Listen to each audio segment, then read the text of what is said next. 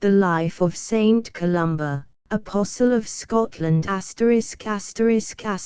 produced by David McClamrock. The Life of Saint Columba, Apostle of Scotland by F.A. Forbes, 2nd edition, R&T Washbourne, Limited.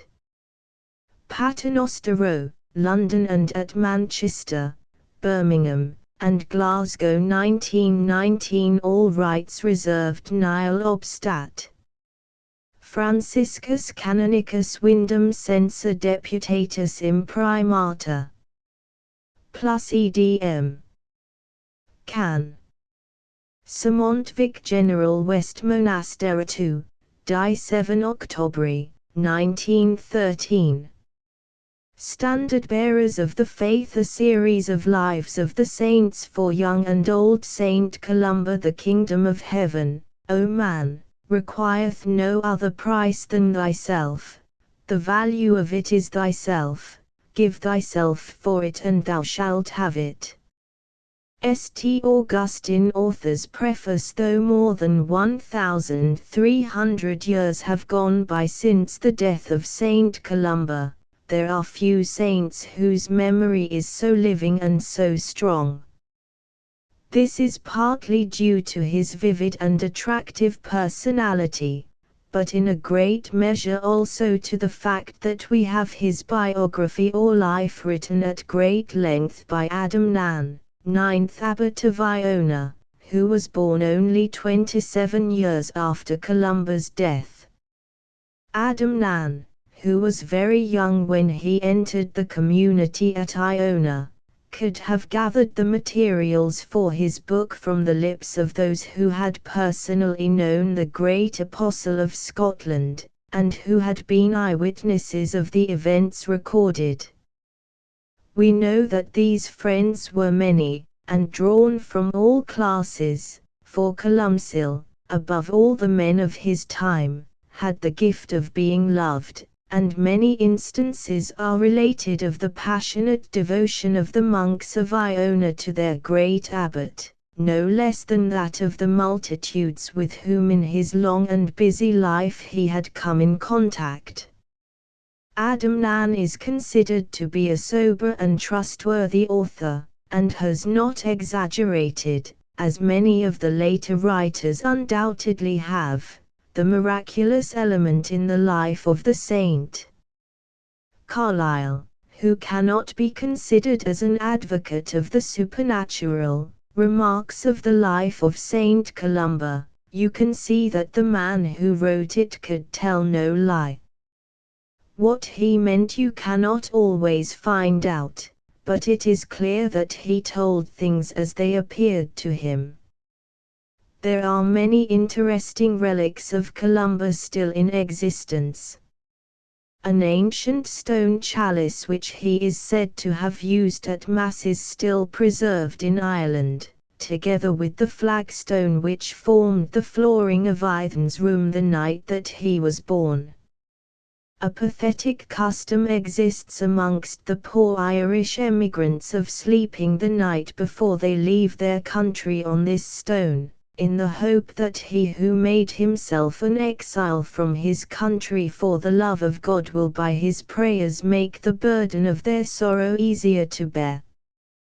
The stone which he used for so many years as a pillow is still to be seen amongst the ruins of the Cathedral of Iona, which was erected in the 12th century near the site of the old Abbey Church of Columba's building, while the ruins of St. Iran's Chapel near at hand enclose the very spot where the saint breathed his last upon the altar steps. But perhaps the most interesting of all the Columban relics are the 3 manuscripts which are said to have been written by the saint's own hand. That Columcille was an indefatigable scribe we know from the witness of many of his contemporaries, and one of the greatest of modern authorities, Mr. Westwood, sees no reason for setting aside the tradition that the Book of Kells and the Book of Durrow are both mainly, if not altogether, Columba's work. The Book of Durrow indeed, bears an inscription stating that it was written by Columba the scribe in the space of 12 days, while the Book of Kells has always borne the title of the Great Gospel of Columcille. To the objection that a busy man like Columba would not have had leisure to execute the exquisitely minute decorations which are the astonishment of all admirers of Celtic art, it can be urged that many old manuscripts which still exist in an unfinished condition bear witness to the fact that it was customary for the initial letters and ornamental parts of the manuscript to be sketched roughly in, and finished by another hand. This is especially to be noted in the Book of Kells, the decorative work of which is certainly of a later date.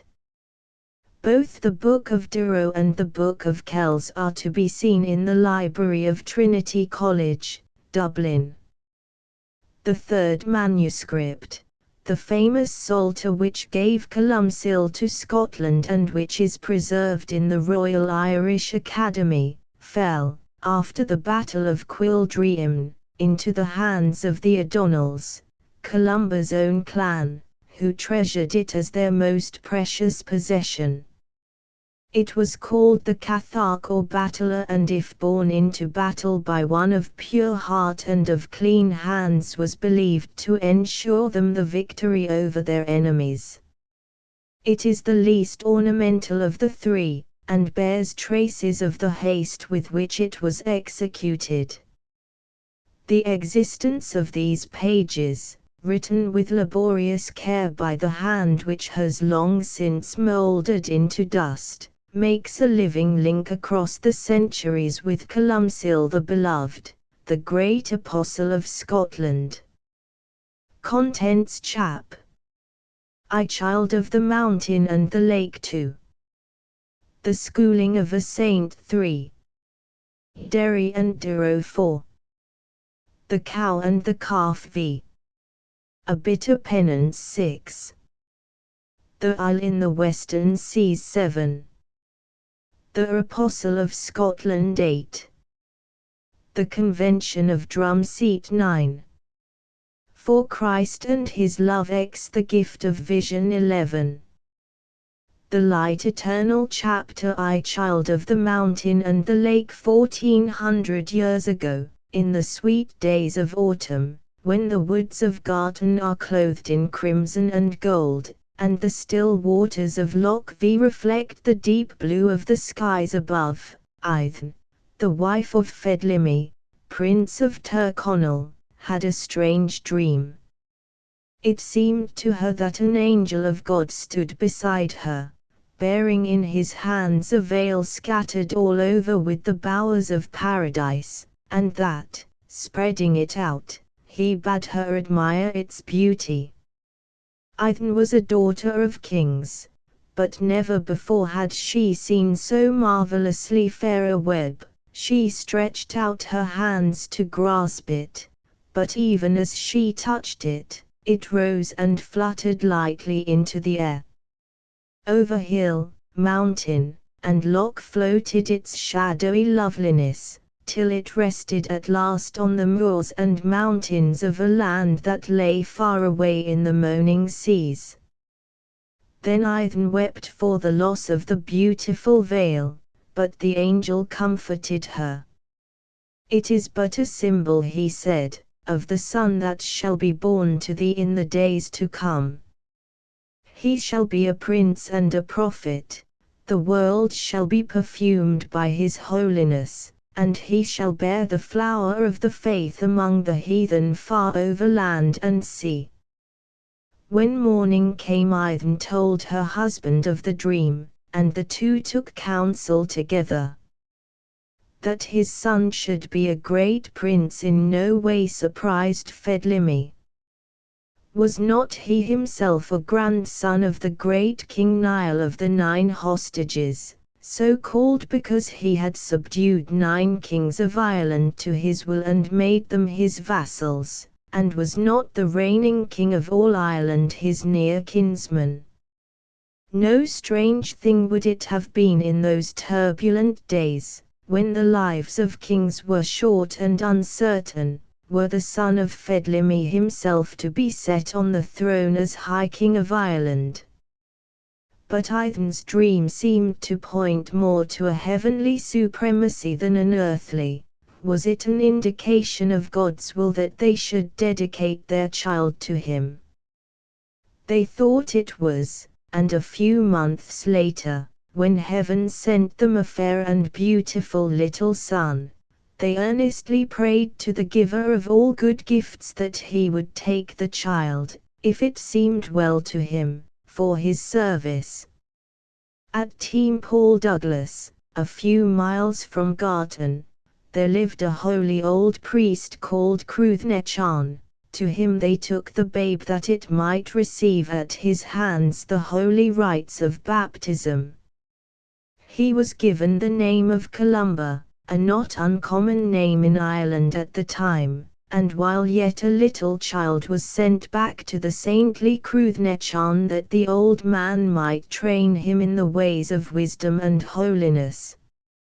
In this Columba's parents but followed the custom of the time, for it was usual for the sons of chiefs to be brought up from their earliest youth by some great bard, soldier, or priest, according to their destination in life, and it was the duty of these foster parents to train their charges in all that had to do with their future profession. The little Columba was an apt pupil. It was his delight to accompany his master to the church, there to listen to the chanting of the divine office, and so keen of ear and quick of memory was the boy that he had learnt some of the Psalms by heart before he could spell them out in the Psalter, the lesson book of every young reader of his time. Cruithnechan himself was unaware of this until one day when he took the child with him on a visit to a brother priest near Derry. The two clerics went together to the church to chant the divine office, and Columba, as was his wont, knelt to pray before the altar. Now it came to pass that Cruithnechan lost his place, and was in great distress because he could not find it again.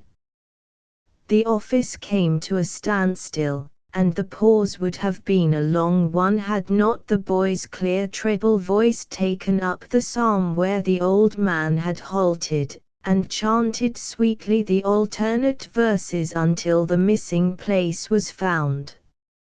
It was Columba's love of the church that won for him among his companions the name by which he became famous in after days, Columcille, or the dove of the church.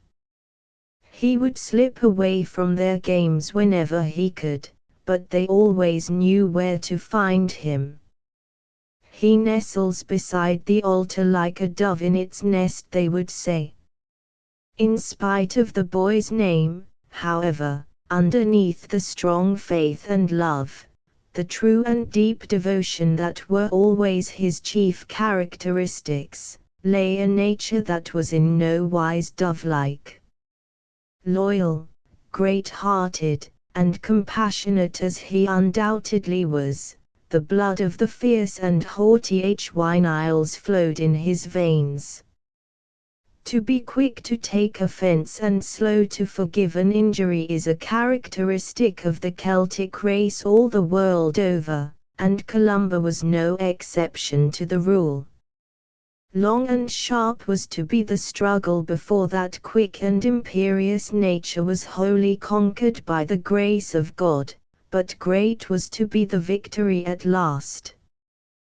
To Cruithnechan it was evident that the blessing of God rested in no small degree on the child of his fostering. Returning home one night he saw his house lit up as it were with a great fire, and fearing for the safety of his little charge he entered in haste. All was in darkness within, save over the head of the sleeping child, where there hung a globe of fire. The old man fell on his knees, not knowing what the portent might mean, but God reassured him, showing that the light of his Holy Spirit had been poured out abundantly upon Columba, who was to labor fruitfully in his service. It has always been acknowledged by the Celtic races that among the children of men there are a chosen few who are gifted with the second sight. Strange instances are given of mortal eyes that have seen the invisible, and of men and women who have known things that are not to be discerned by the senses. A little corner of the veil that hides the spiritual world from the world of sense has been lifted. From the earliest ages, to those who are exceptionally pure of heart and holy, this contact with the spiritual world has been given in a supernatural degree. The materialist may scoff, but the voice of the ages is louder and clearer in our ears than his. From his childhood Columba seems to have possessed this gift in a very marked manner. His guardian angel, we are told by his biographers, appeared to him frequently, and the child would talk to him familiarly, and ask him if all the spirits in heaven were as radiant and beautiful as he. One day the angel bade the boy tell him what he would choose if any virtue might be his for the asking. "I would choose purity and wisdom," answered he. "Well hast thou chosen, Columba," said the angel, "they shall be thine, and God will add to them yet another gift." So it came to pass in the course of time that there appeared one day before Columba 3 beautiful maidens, who would have embraced him, but he pushed them roughly away. "Dost thou not know us, Columba?" asked one of them, and a celestial radiance shone from her face and garments as she spoke. "We are 3 sisters sent to thee from our Father, that we may abide with thee forever." "I know you not," said Columba. "Who is your father?" "Our Father is God, the Lord and Saviour of the world," answered the maiden, and her voice was like the music of heaven. "Truly a noble parentage," said the boy. "By what names do men call you?"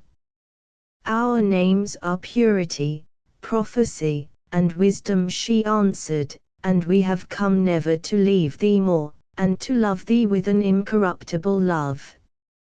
So among the peaceful hills and lakes of Donegal the boy Columba grew into manhood. Tall and fair and straight of limb was the son of Ithen and Fedlimi, with a voice clear and sweet as a trumpet call, and a heart that was fearless, pure, and true. Cruithnechan had done his work well. He had taught Columba all that he knew of earthly lore and of heavenly, but the time of his fostering was over. He must go forth now into the great world that lay beyond the quiet mountains, the world of strife and of tragedy, of joy and of sorrow. A strange world and one of many contrasts, that of Ireland in the 6th century. To the unanimous voice of Christianity she owed her name of the Island of the Saints. From the days of Saint Patrick the monastic schools, veritable cities of God in the midst of the strife and barbarism of those early days, exerted their influence on the life around them in favor of piety, learning and civilization. Here were being formed a whole population of writers, theologians, architects, sculptors, poets, historians, and above all of missioners and preachers, who were to carry the light of the gospel far and wide into other lands. The founders of these schools were mostly of the noblest blood in Ireland, and kings and princes did not disdain to come to them for advice and help, or even to listen to their reproofs. Most powerful for good was the influence of the Church in Ireland, and well for her that it was so, for the times were wild and lawless. To the Niles, the kinsmen of Columba, belonged the whole northwest of Ireland. The sovereign rule over the entire country was theirs, in the Irish colony of Dalriada in Caledonia over the seas, as well as in the mother country of Erin. They exercised authority over the provincial kings, but an authority that was often hotly contested, and stormily maintained at the cost of much bloodshed.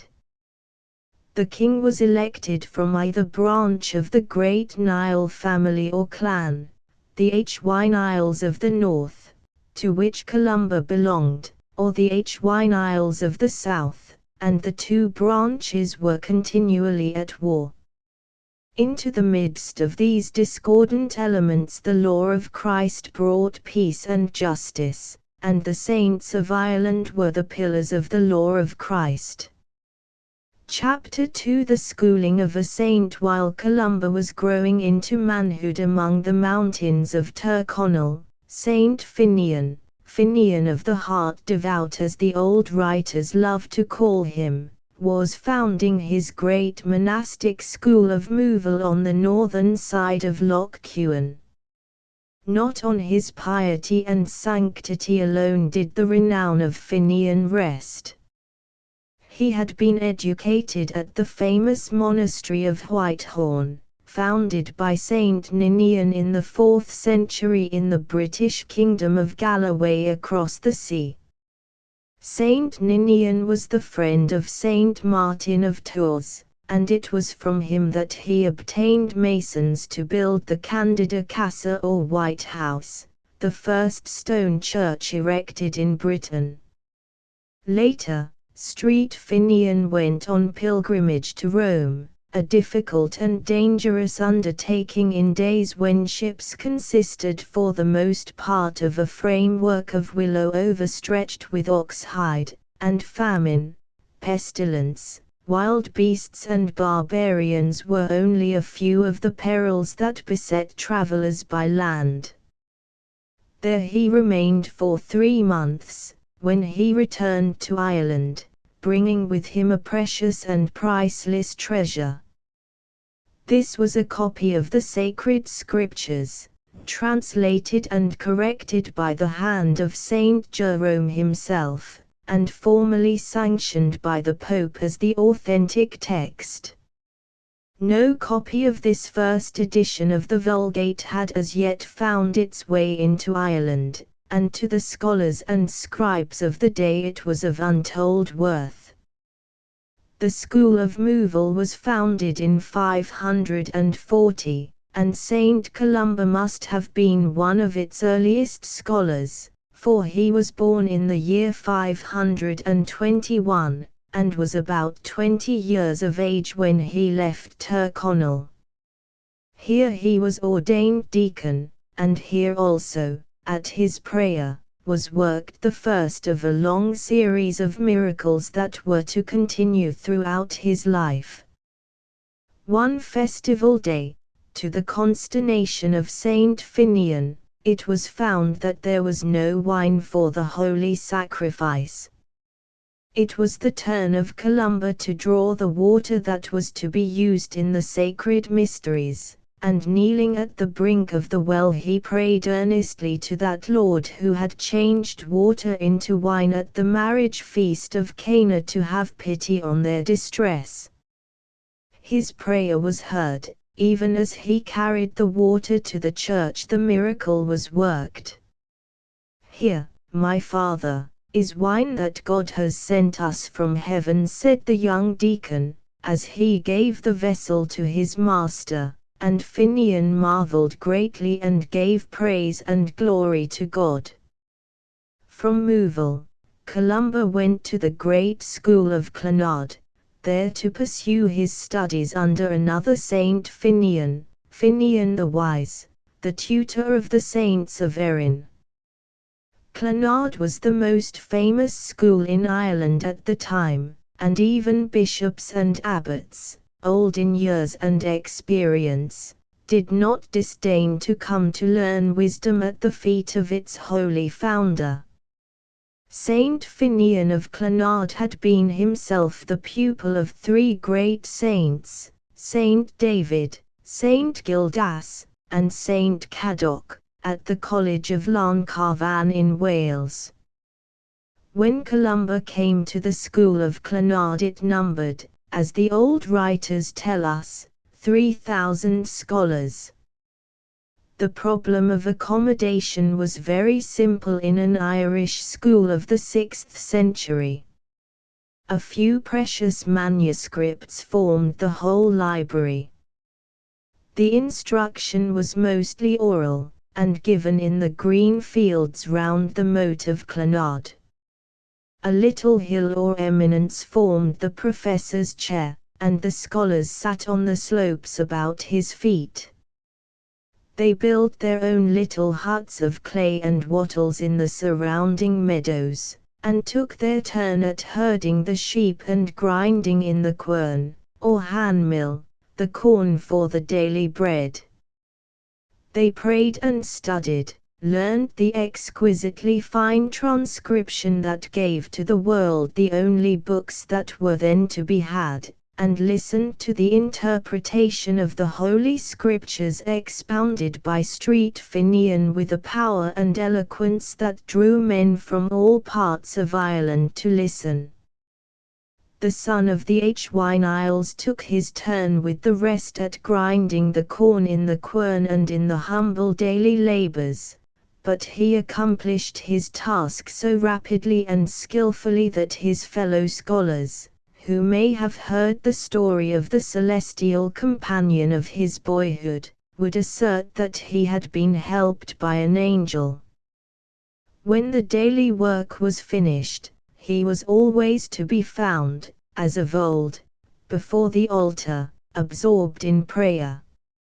Even the elders treated him with deference.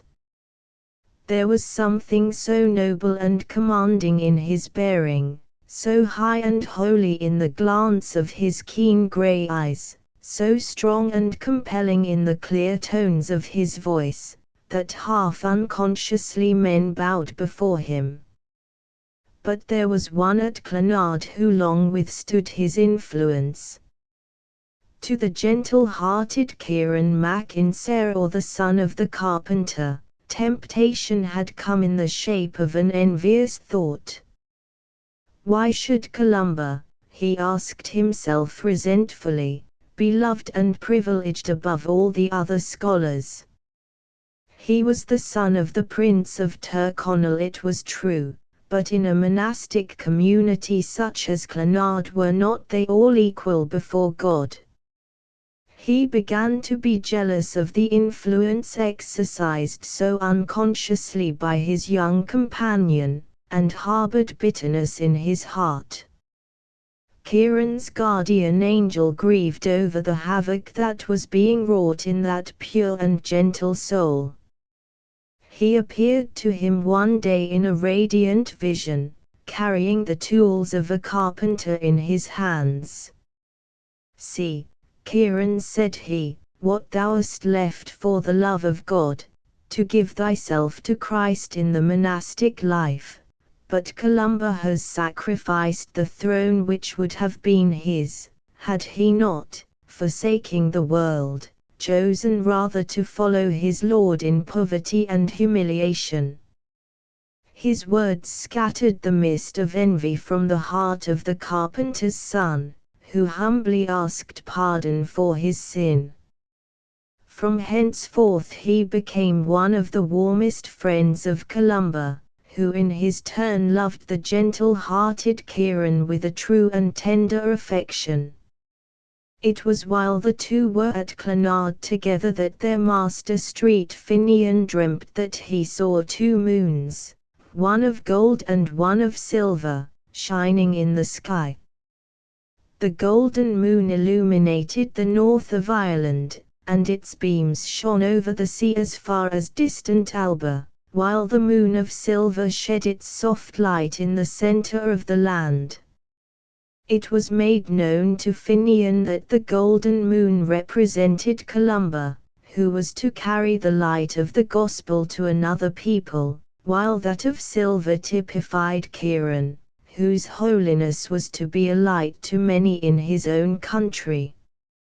It was at this time that Columcille showed the first signs of that gift of prophecy that was to make him so famous in after days. There came to Clonard an old bard called Gemman, who was a Christian.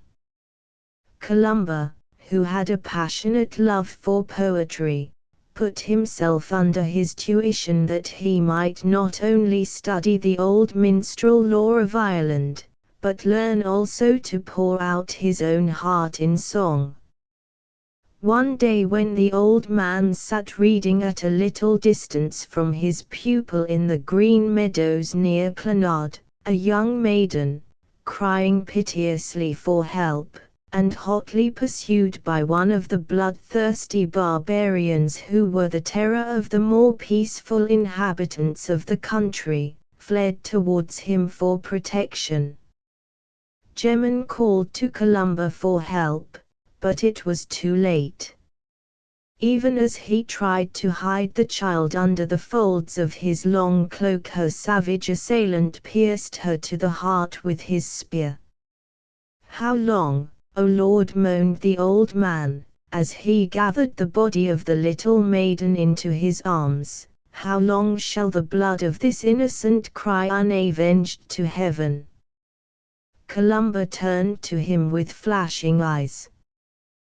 "Thus long," he cried in a voice that rang like the trumpet of the avenging angel, "thus long, and no longer. The soul of that innocent child shall scarcely have entered heaven before the soul of her murderer shall be cast into eternal fire." The words had scarcely left his lips when the barbarian, who was not yet out of sight, fell dead, struck down by the sudden judgment of God. On leaving Clonard, Columba went in company with the gentle-hearted Kieran to visit the school of another great master of the spiritual life, Saint Moib High of Glasnevin. There they met Saint Camball and Saint Canic, and formed with them a lifelong friendship. It was during his stay at Glasnevin that Columba was sent by Saint Moib High to Etienne, Bishop of Clonford, to be ordained a priest, and it is characteristic of the simplicity of the times that the holy bishop, who was Columba's own cousin, and the son of a reigning prince, was found in the fields guiding the oxen of his plough. It must have been also about this time that Kieran and Columba journeyed together to the rocky Isle of Arran in the west, to visit Street Ender the Holy, the tutor of both Finian of Mouville and Finian of Clonard. Arran was indeed a very nursery of sanctity, and Ender was reverenced as a father by all the saints of Ireland. They learned from his lips the virtues and duties of a true monk, but they learned still more from his example. He and his community slept on the bare ground in their stone cells, never warmed by a fire even in the coldest days of winter. Their frugal food was the fruit of the labor of their hands, but it was little enough that the barren rocks of Arran could furnish. To these men, whose hearts were on fire with the love of God, their desert island was a little paradise, where they lived in close communion with the unseen world, and from whence the voice of praise went up incessantly to the throne of God.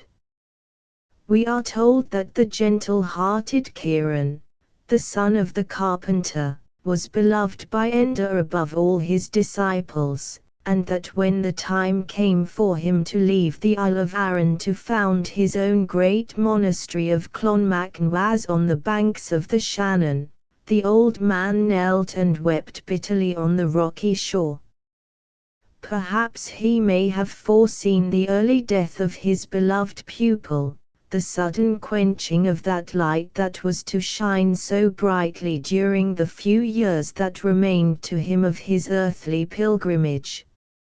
For a few years after his departure from Aran, the holy Kieran exercised his apostleship in his native country, and then founded the monastery of Clonmacnoise, which in after days was to become the greatest and most learned community in Ireland. 4 months later a terrible pestilence broke out, and the gentle Kieran was amongst its victims. He asked the brethren to take him out into the open air that his eyes might see the blue sky once again before he died. The skin on which he used to sleep was spread on the ground, and they laid him on it, weeping bitterly the while. The dying man then asked to be left alone with Saint Kevin of Glendalough, his soul's friend, the beautiful old Celtic name for spiritual father, still in use among the Catholics of Western Scotland, who blessed him and gave him the Holy Communion. Kieran bade him a tender farewell, for, says the old chronicle, he loved him much. Then, lifting his eyes to heaven with a smile on his lips, the pure and holy Kieran breathed his last, and white angels came and carried his soul to paradise.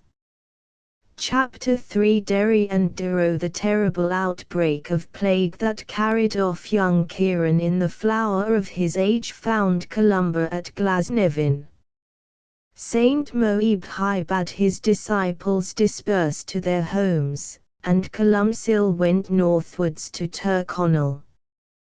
When he reached the stream of Moyola, he prayed earnestly that God might stay the plague on the southern bank of the river, and spare the country of his people. His prayer was heard, and the terrible scourge forbore to cross the water.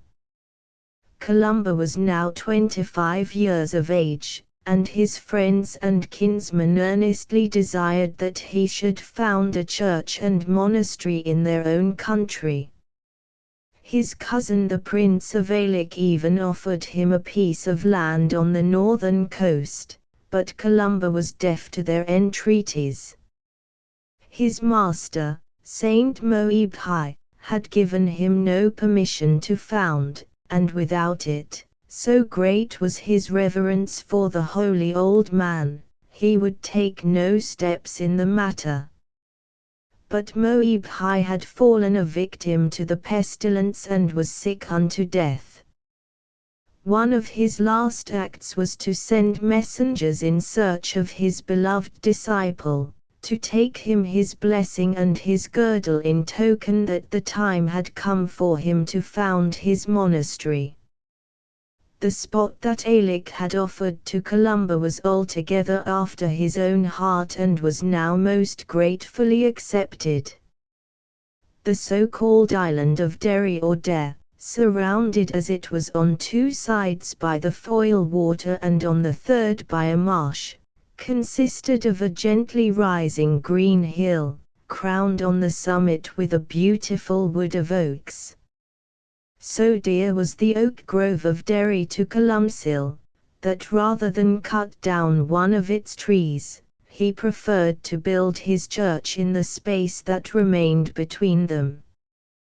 The cells of the monks were placed at the foot of the hill by the water's edge, and it was not long before the young men of Tyrconnell came flocking to Dare to give themselves to the service of God under the rule of their young kinsman. It was in this beloved church of Derry that it was given so often to Columba to behold the angels adoring their Lord on his altar throne, and to hear the melody of their voices as they sang the eternal song of praise. Prayer, labor, and study divided the hours of the day, and young as was the abbot, the hand that governed, though gentle, was very firm.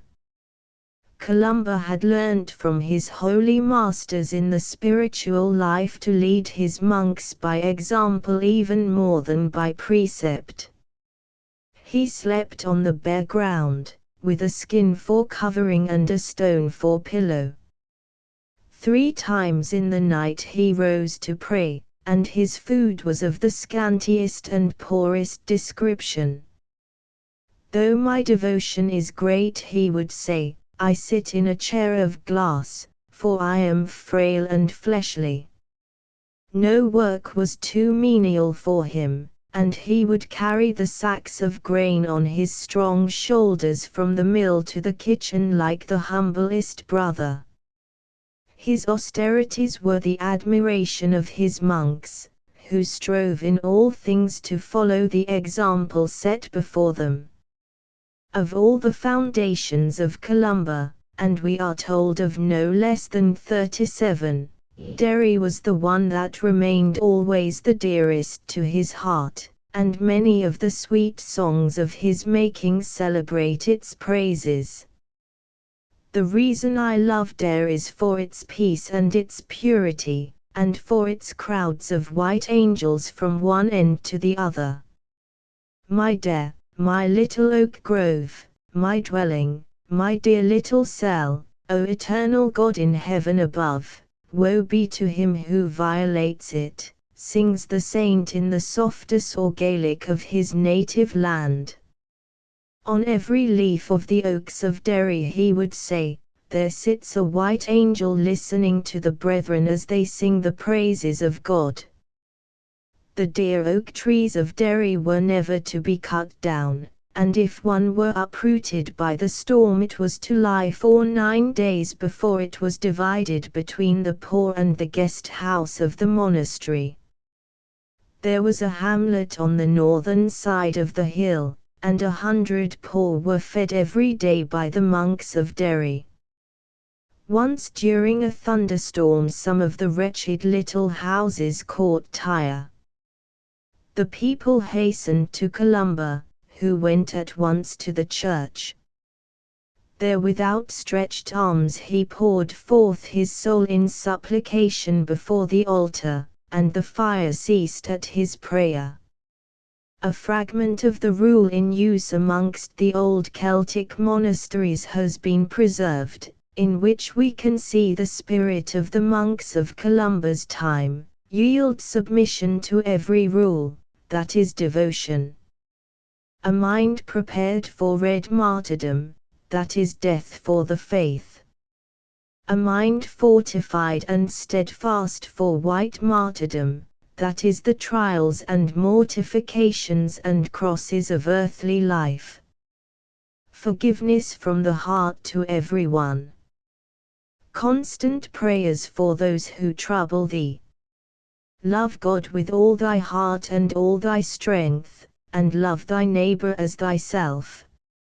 Strong and simple, like the saints of the time, to whom the red martyrdom might come at any moment, and to whose fiery natures the forgiveness of injuries was not always the easiest of precepts.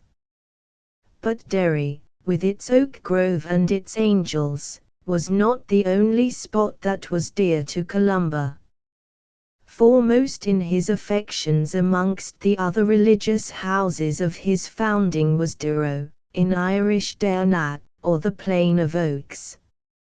It was also known as Druin Cain, or the Beautiful Hill, and well did it deserve its name. The land, as was the case with so many of the old monasteries, had been given to Columba by a reigning prince, probably a kinsman of his own. Of Durrow the story is told that there was in the orchard of the monastery an apple tree noted for the abundance as well as the bitterness of its fruit. But Columcille blessed the tree, and thenceforward, says the old chronicle, its apples became sweet and good. While Columba was at Durrow he wrote the celebrated copy of the Gospels known as the Book of Durrow.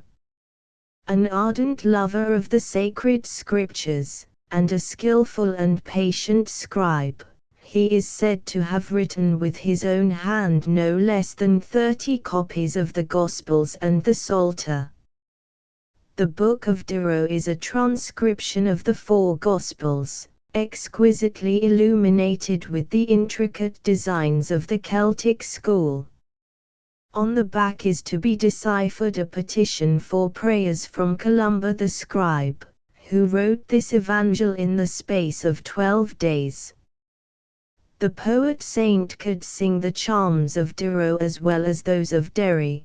There the wind sings through the oaks and the elms, the joyous note of the blackbird is heard at dawn, the cuckoo chants from tree to tree in that noble land. And again he calls it, a city devout with its 100 crosses, without blemish and without transgression. In the years to come, when Columba was in Iona, one cold winter's day the brethren noticed that their beloved abbot was sad and silent. "What ails you, father?" asked Diomed, his faithful companion. "My soul is sorrowful," said Columcille, "for my dear monks of Durrow. Bitter is the weather, and their abbot keeps them hard at work, fasting and a cold." At the same moment Les Rennes, the abbot of Durrow, felt a sudden inspiration to bid his monks get their dinner, and take a little rest, on account of the severity of the weather. Another day about the same time, when the monks of Durrow were building their new church, Columba in his cell at Iona saw one of them falling from the roof. He cried to God for help, and his guardian angel, such is the flash-like speed of an angel's flight, caught the monk ere he touched the ground.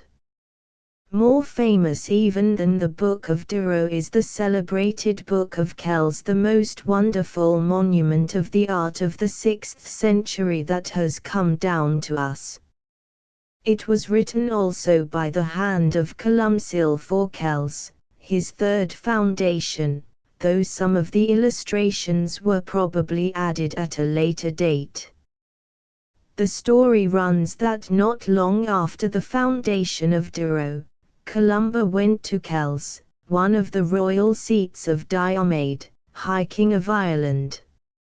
Now Diomed belonged to the southern branch of the Hwine Isles and was regarded by the northern branch with no great favour. When Columba arrived, the king was absent, and the saint was treated with scant ceremony by the soldiers of the royal guard, to whom he was probably a stranger.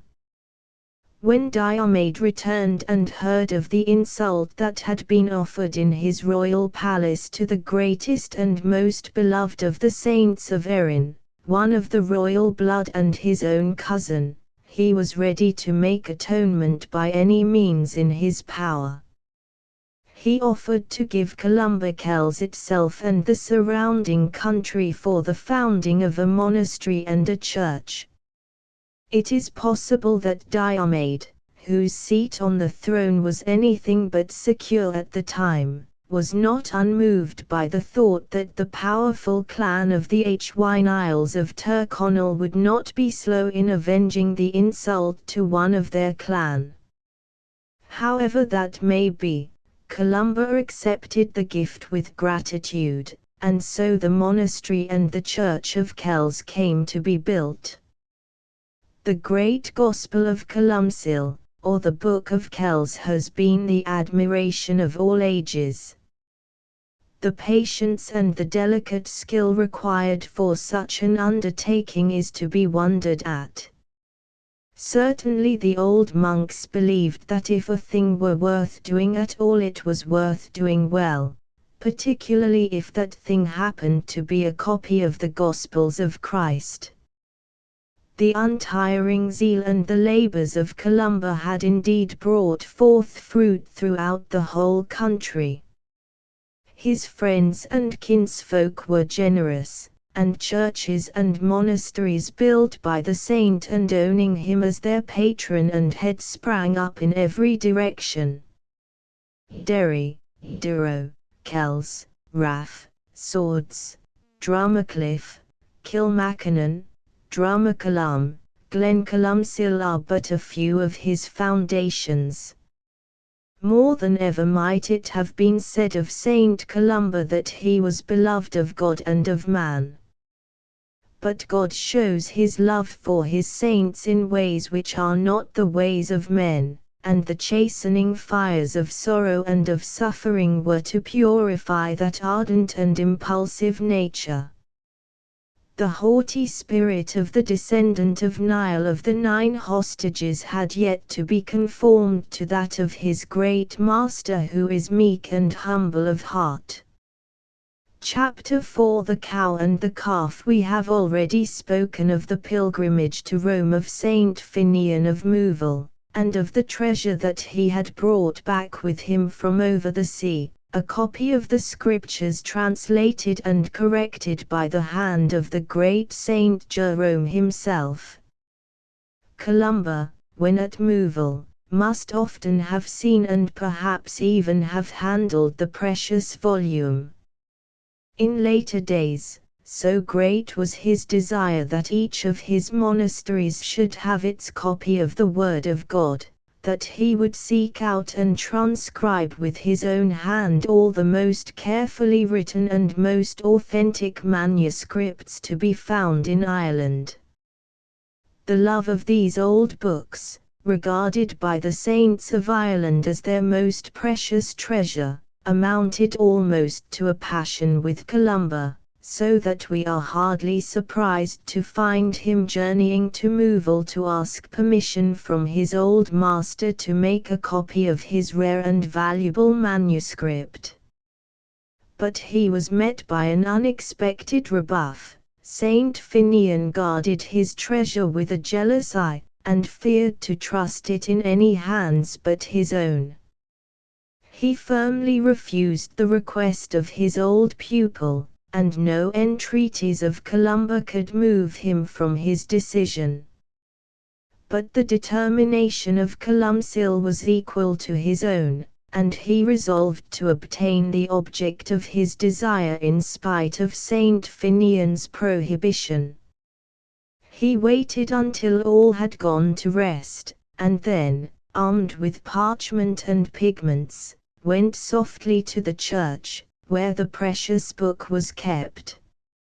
Night after night, in spite of weary hand and eye, he labored at his self-imposed task until the day broke, and men began to stir. To undertake the transcription of the whole book would have been an impossibility. Working thus secretly in the night, he therefore confined himself to copying the Psalter. To Columba, poet as he was by nature, the Psalms of the sweet singer of Israel were particularly clear, and the wording of the new version gave the force and the melody of the original more perfectly than any rendering up till then in use. The lonely vigils in the church passed quickly, in spite of the weariness that assailed but could not daunt the enthusiastic scribe. One night, one of the scholars of Mouville, happening to pass the door of the church, was astonished to see a bright light shining through the crevices of the door. He stooped and looked through the keyhole. Keyholes as well as keys were on a large scale in the 6th century, and he obtained a good view of the interior, and of Columba bending over the reading desk with a pile of parchment before him, copying with skillful hand the treasure of Mouville. The whole chancel was shining with a brilliant light which fell directly across the page on which the writer was at work. The young man, awestruck at the sight, crept softly away, and warned his master of what was taking place. Saint Finian knew Columba's skill in transcription. He made no move until the Psalter was completed, and his old pupil was preparing to depart. Then he accused his guest of having taken a copy of his book without his permission and against his will, and claimed the work as his rightful property. This was to touch Columba in a tender spot. His nocturnal labors had cost him many weary vigils, but he had borne the weariness gladly for the sake of the prize. To give up the fruit of so much toil was more than could be expected of him. He flatly refused to yield to Finian's claim. The old man was determined, Columba was firm, neither would give way. It was agreed in the end to appeal to the king at Tara, and to hold his judgment as final. Diomed might be considered as a fit judge in such a matter. The friend and patron of the great monastery of Clonmacnon was, founded by Ciaran in his presence and with his help. The king was looked upon by all the saints of Ireland as their friend. Moreover, he was Columba's own cousin, and had treated him on a former occasion with reverence and consideration. Columba himself had no doubt that the judgment would be in his favor, and went readily at Finian's suggestion to lay the matter before him. But Diomed's position on the throne was more secure than it had been in former days. He may have thought that he had less reason to fear the enmity of the Hwine Isles of Tyrconnell. He had heard much of the sanctity of Columba, and may have supposed that in spite of his high lineage he would be ready to bear with patience an adverse judgment. He may have been actuated by the old enmity between the two branches of the family, or he may have decided according to his own conscience as he thought right and just. Be that as it may, the judgment came as a thunderclap to Columcille. To every cow, said the king, belongs its own calf. Since the copy of Columba was the sonbook of the manuscript of Moville, it belonged by rights to its mother, and therefore to Finian. Columba's indignation knew no bounds. The judgment was unfair and unjust, he declared. Diomed should bear the penalty. With dashing eyes and burning heart he turned his back on king and courtiers, and strode from the royal presence. He was now a man with a grievance, who considered that he had been most unjustly treated, but the resentment which was as yet but smouldering in his heart was soon to be fanned into a flame. It came to pass that Diomed made a great feast at court and invited all the princes and nobles of Erin to attend. Games were held for several days in the green meadows of Tara, that the young athletes might show their skill in wrestling. Now brawling and quarrelling at these royal games had been strictly forbidden by the king on account of the serious accidents that had happened on former occasions. But the blood of young Ireland was hot and undisciplined, and in a moment of anger, Cernan, the heir of the Prince of Connaught, struck the son of the king's steward and felled him to the ground. The act was altogether unpremeditated, but the blow had struck the lad in a vital spot. When they tried to raise him, they found that he was dead. Young Cernan dared not face the wrath of Diomed, and fled for protection to Columba, who was his kinsman. It was an acknowledged thing that an abbot or the founder of a religious house had the right to give sanctuary even to great criminals, and the claim was universally respected. But Diomed was very angry and sent messengers who dragged the boy from the very presence of Columba and put him to death on the spot. This fresh insult was more than Columcille could bear. The rights of the Church had been violated in his person. His own people, the Hynials of the north, should judge between him and Diomed, he declared, and set forth on his journey northwards, breathing vengeance as he went. The king himself was not a little apprehensive as to what might be the results of his arbitrary action. He stationed guards on all the roads that led northwards, and even tried to detain the fugitive in prison. But Columcille successfully evaded the traps that had been set to catch him, and by a lonely path across the mountains went his way to Tyrconnell. As he journeyed he sang a song of confidence in the God in whom he trusted to protect the right. I am alone upon the mountain, do thou, O God, protect my path. Then shall I have no fear, though 6,000 men were against me. What protection shall guard thee from death? The Son of Mary shall cause thee to prosper. The King who has made our bodies, he it is in whom I believe. My Lord is Christ, the Son of God, Christ, the Son of Mary, the great Abbot, Father, Son and Holy Ghost. So singing he went speedily and in safety to his own country, where he recounted his wrongs to the men of his own race.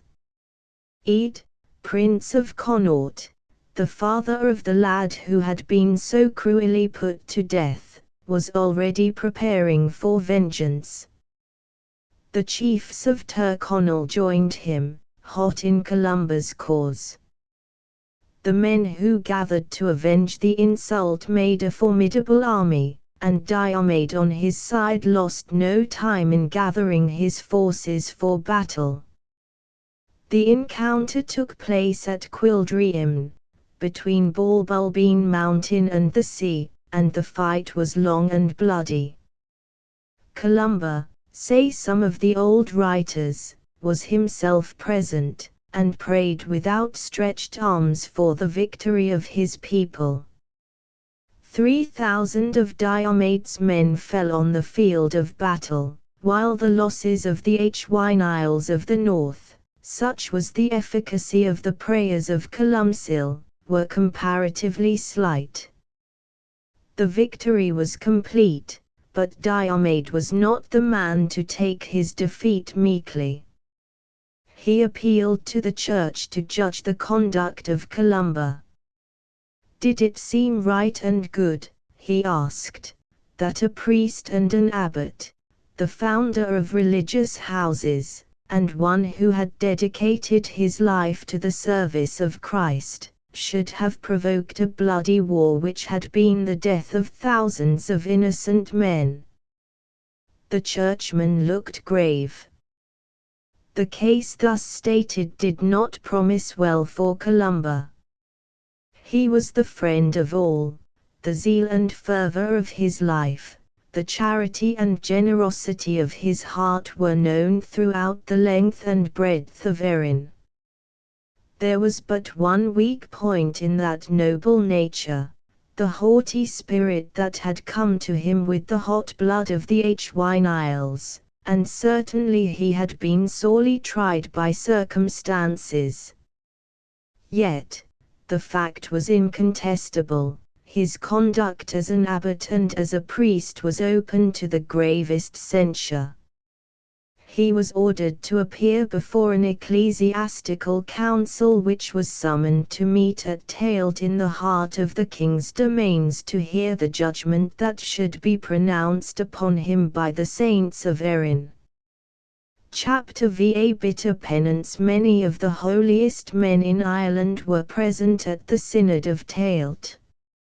Saint Enda of Arran had passed from his life of penance to the glory which is eternal, but Saint Brendan of Birr, and probably his namesake the Bishop of Clonfert, with his assistant Saint Mwanan, Ina of Clonmacnoise, successor of the saintly Kieran, and Saint Kevin of Glendalough, formed part of the council. When Columba was seen approaching in the distance, Saint Brendan of Birr alone arose and went forward to receive him. The fathers objected to his action. It was not fitting, they said, that one who was under the grave censure of the Church should be greeted with marks of deference and honor. If you saw what I see, replied the holy Brendan, you would hasten to do likewise.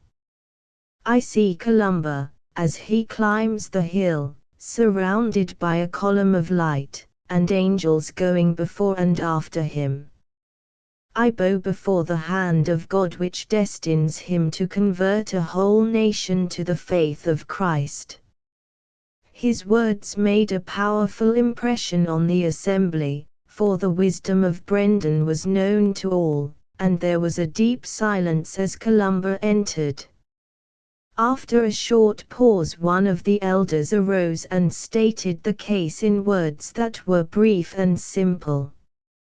Columba, he said, was under the censure of his brethren for having stirred up strife in the king's dominions, which had led to a fierce and bloody battle. The king's behavior was unjust, replied Columba, and it is hard for a man to bear injustice patiently. Truly, as you say, answered the speaker, it is hard for a man to bear injustice, yet judge yourself if it is more fitting that one who has dedicated his life to the service of Christ should bear injuries patiently, or that he should avenge them at the point of the sword. He went on to speak of the duties of a Christian and of a priest, of the insults and humiliations offered to Jesus Christ, their master and their model. The words were of one who had himself striven and conquered, of one who had a right to speak. The silence deepened, for the Spirit of God was with him. Alone in their midst stood Columba, but his head was bowed upon his breast, and the grey eyes that had dashed so stormily at the court of Tara were dim with tears. The cry that burst from his heart when the old man ceased to speak was the cry of another great penitent, one who in spite of human frailty had deserved to be called a man after God's own heart. Against thee only have I sinned and done this evil in thy sight, for I acknowledge my fault, and my sin is ever before me. The fault had been great, but the sincerity of the repentance was evident to all. Go in peace was the verdict of the council, and for every man that fell on the field of Quildreim win a soul to the faith of Christ. Sentence had been given, but Columba was not content. He had grieved that Lord who from his childhood had been the sole love of his heart, and no penance was great enough to satisfy him. Moreover, the fate of the men who had fallen at Quildreim was an intolerable burden on his soul. Through his fault they had been hurried, perhaps altogether unprepared, before the judgment seat of God.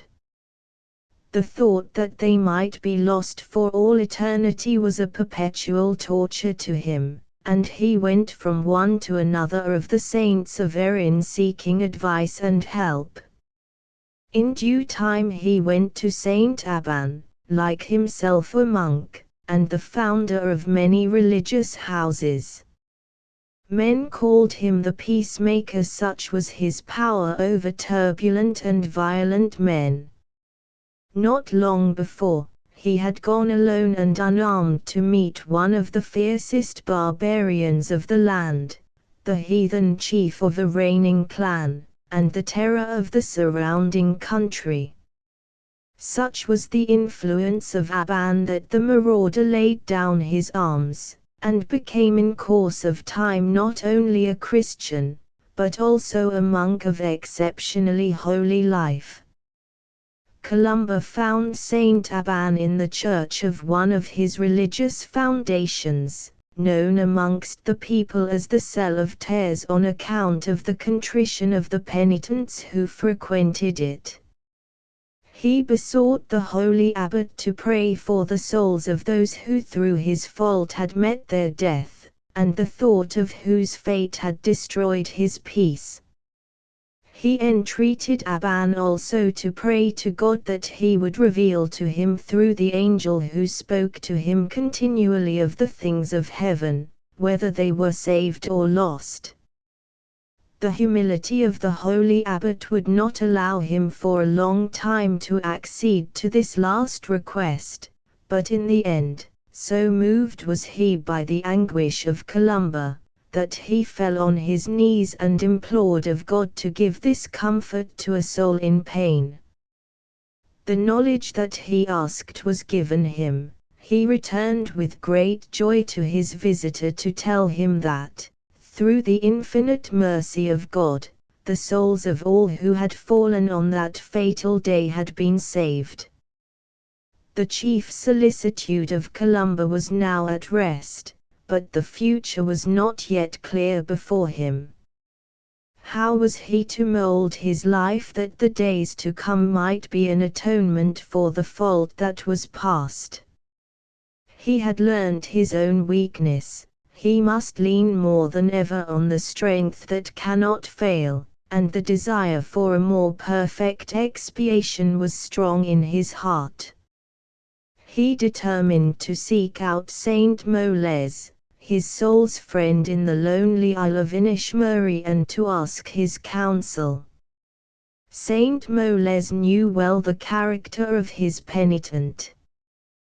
The penance that would satisfy that great heart must be full and complete. To Columba the love of country came next to the love of God. The decision was taken ere the penitent had ceased to speak. It had been decreed, said he, by the synod that Columba was to win to the faith of Christ as many men as had perished at the battle of Quildreimn. Let him do so, but that the atonement might be more perfect, let him go forth from his own people and his own land, and never look upon the hills of Erin again. Columba bowed his head before the sentence. It shall be done, he answered, and none but God was to know what the doing cost him. It only remained to break the news to his friends and kinsfolk. A wail of sorrow rang through Tyrconnell at the tidings. It is not surprising that the land of Alba over the sea suggested itself at once to Columba as the place of his exile.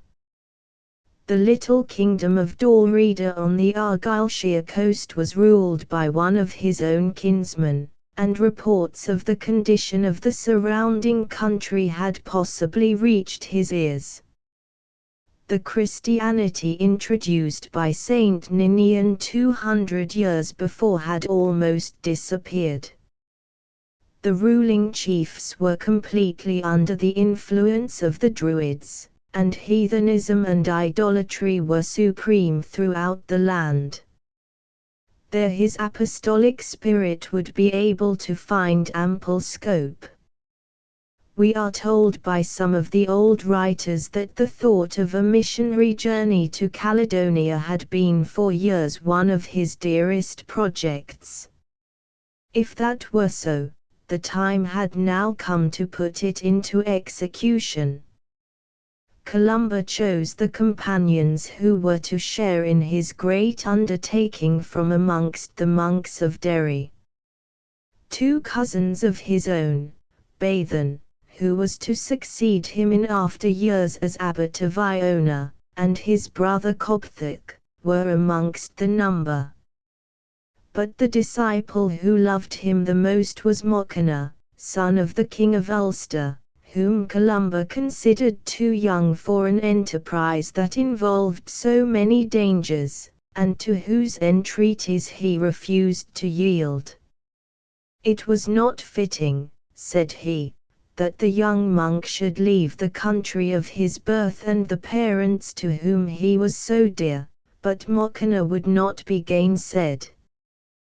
"Thou," he cried, "art the father of my soul, and Holy Church is my mother, and my country is the spot where I can work most fruitfully for Christ." Then, that it might be impossible for his beloved master to leave him behind, he made a vow before all who were present to quit his native land and to follow Columba to the death. It was in this wise that the determined and devoted Mokanna overcame all opposition and obtained his heart's desire. He was to become one of the most active and zealous of the little band of missionaries, in Alba, where he was venerated for many centuries under the name of Saint Macca, as the patron and founder of the See of Aberdeen. Thus, with only 12 companions, in the wickerwork curraghs covered with ox hide that were the only boats of the Celtic races at the time, the future apostle of Scotland set sail from his native land. A great crowd, gathered from all the surrounding country, stood on the shore, and as the light skiffs sped out into the sea, and the green hill of Derry faded slowly from the eyes of the mariners, the sound of a bitter wailing was borne to them on the breeze. The best beloved of the saints of Erin had left her, and she mourned for him as one lost to her forever. Chapter 6. The isle in the western seas. It must have taken the little band of missionaries, even if the wind were in their favour, fully a day to make the coast of Caledon, or the land of forests as Scotland was then called by the Britons south of the Clyde. They landed first, we are told, on the island of Oronsay, but on climbing a hill to look out over the waste of waters, Columba caught sight of the far faint coast of Ireland lying like a blue cloud on the horizon. It was more than he could bear, and the mariners put out to sea again, sailing northwards till they reached the little island of Hy or Iona, off the coast of Mull. Hy or High means the island, Iona the blessed island. The bay where they landed still bears the name of Port a Curragh, or the Bay of the Wicker Boat. No trace of the hills of Erin was to be seen from the low-lying rocks of Iona, nothing but the blue mountains and the dark crags of the Hebrides and the white-capped waves of the sea. Here, therefore, the ambassadors of Christ resolved to build their little monastery and to make their home. It was a happy choice. No better quarters could have been found for a missionary station. Iona, separated only by a narrow channel from the island of Mull, lay exactly opposite to the friendly kingdom of Dalriada, and the missionaries had only to sail up the chain of locks, now united by artificial means and called the Caledonian Canal, to find themselves in the heathen country of the Picts. The weird and austere beauty of the Hebrides with their wild rocks and foaming seas did not at first appeal to the Gaels of Ireland, fresh from the green hills and smiling landscapes of their native land. The bare crags and the dark mountains, the grey skies and the hollow waves that beat perpetually on those bleak shores, and bring the eternal note of sadness in, the wailing of the wind through the caves and the narrow channels fretted into weird shapes by the ocean tide, made a music which was alien to their ears, and strangely melancholy to their warm Irish hearts. Again and again the passionate note of longing for the dear mother country breaks out in the writings of Columba. "'Twere sweet to sail the white waves that break on the shores of Erin, 'twere sweet to land mid the white foam that laps on the shores of Erin, My boat would fly were its prow once tummed to the dear land of Erin, and the sad heart cease to bleed. There's a grey eye that ever turns with longing look to Erin, no more in life again to see the men and maids of Erin. There's a mist of tears in the melting eye that sadly turns to Erin, where the birds' songs are so sweet. He calls the land of ravens. It was only after many years that he was to sing of the place of his exile as of my love, of my heart, dear then as the land of his labors and of his apostolate for Christ, and very close in his affections to the country of his birth. The poet heart of Columba could sing of his regret for the island of his birth, but he was not the man to let it interfere with his work for God in the island of his adoption. Iona consisted for the most part of barren and desert moor. Columba asked and obtained it as a gift from Conall, king of the Dalriadan Scots, and set his monks at once to cultivate the soil. The huts of the brethren were built in a circle round the church, with a guest house and a simple refectory adjoining. The building was of wood and wattles, and the work proceeded rapidly. The hut of Columba was in the most elevated spot of the monastic enclosure, and here, during the short intervals between his missionary journeys, he spent his time in prayer, study, and the transcription of the Holy Scriptures.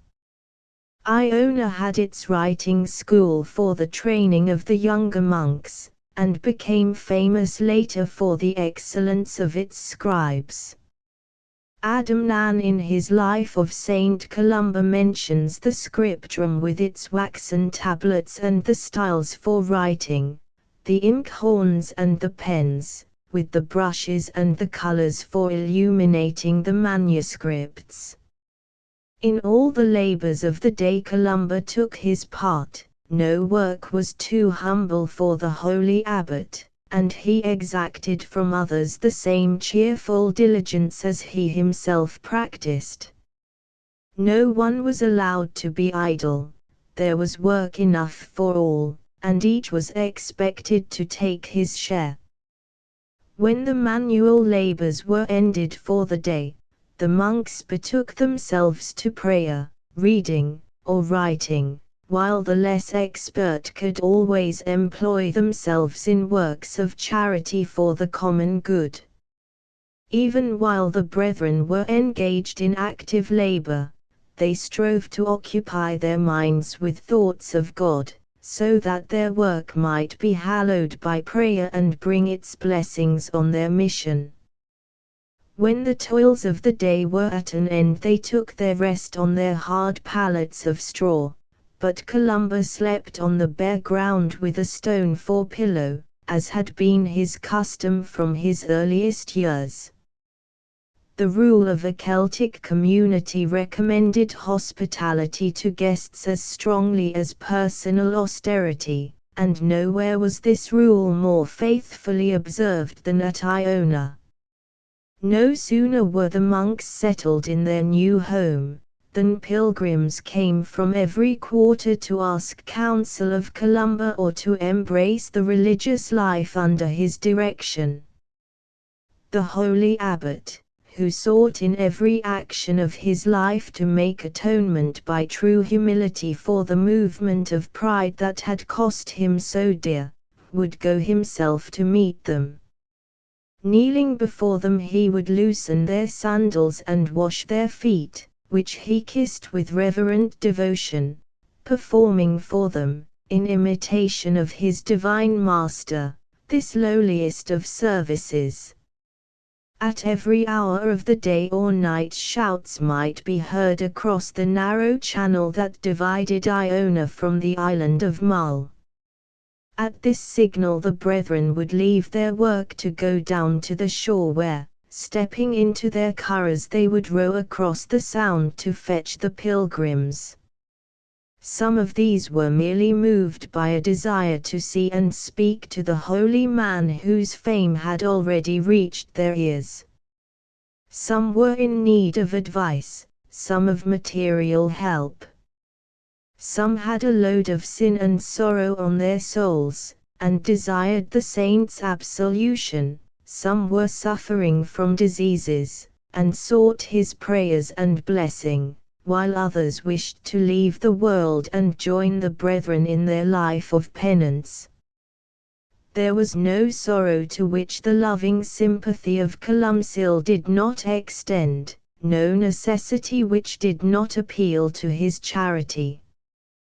He dealt with them all in turn, and gave to each according to his need. It was on one of these occasions that Columba, engaged at the moment in transcribing the scriptures, foretold sadly that one of the pilgrims who was heard shouting lustily on the seashore, would shortly upset his inkhorn. The visitor, a too enthusiastic admirer, in his eagerness to embrace the saint, fulfilled the prediction to the letter. Luckily the sleeve of Columba's tunic was the only thing that suffered. He had probably put the precious manuscript in a place of safety. He was careful with those who desired to embrace the religious life, and would make trial of their vocation with wise severity. He knew well that in those wild days it was no uncommon thing for men who had led evil lives to desire to make atonement for their sins in a monastery. Given that the repentants were sincere, he wholly approved their design, for many of the saints of the Church have been converted sinners. But he knew also the weakness of human nature and the strength of the evil habits of a lifetime, and demanded that such penitents should go through a long probation and prove their sincerity by humility and obedience to those in charge of them before they were admitted to the religious life.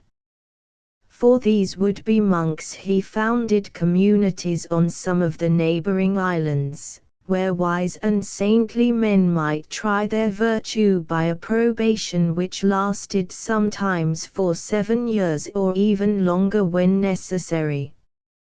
On one occasion when Columba was visiting one of these foundations on the island of Imba, he ordered that in honor of his presence, some savory addition should be made to the frugal midday meal. The brethren gratefully partook of the holiday fare in the spirit in which it was given, with one exception. This was one of the penitents who was undergoing his probation and who seemed to think it more perfect to refuse the proffered dainty. Columba with kindly insistence offered the dish with his own hands to the reluctant brother, and pressed him to partake of it, thinking that some scruple might be distressing him. But he was met with an abrupt refusal. For a moment Columcille was silent, then looking at the man sternly he said, "You refuse the comfort which I and your superior think it right to offer you. The time will come when you will become a thief again as you were of old, and will steal venison for your own pleasure in the forests of your native place." The prophecy was fulfilled. Not long after, the man returned to his evil life, and died unrepentant in his own country. In spite of these precautions, the community at Iona increased so rapidly that the island soon became too small to hold it, and little bands of devoted men were sent forth to found other monasteries on the mainland, to spread the faith and love of Christ. There are more than 90 churches in Scotland that can trace their foundation to the time of Columba, and each church, according to the custom of the time, had its neighbouring monastery. The first missionary journey of Columba was to the Scots of Dalriada. They were Christians, it is true, but living as they did, surrounded on all sides by a heathen population, they were apt to be influenced more or less by the customs of their neighbors.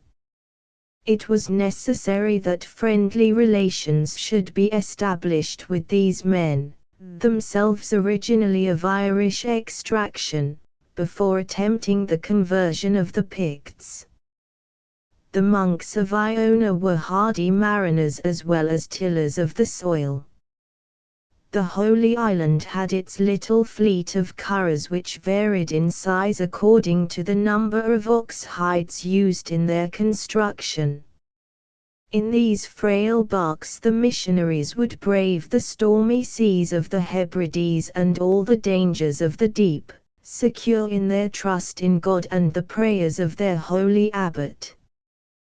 There were sharks, and whales too, on the coasts of Caledonia in those days, and the curraghs were small protection against such monsters, but the hearts of the mariners were stout and their faith was strong.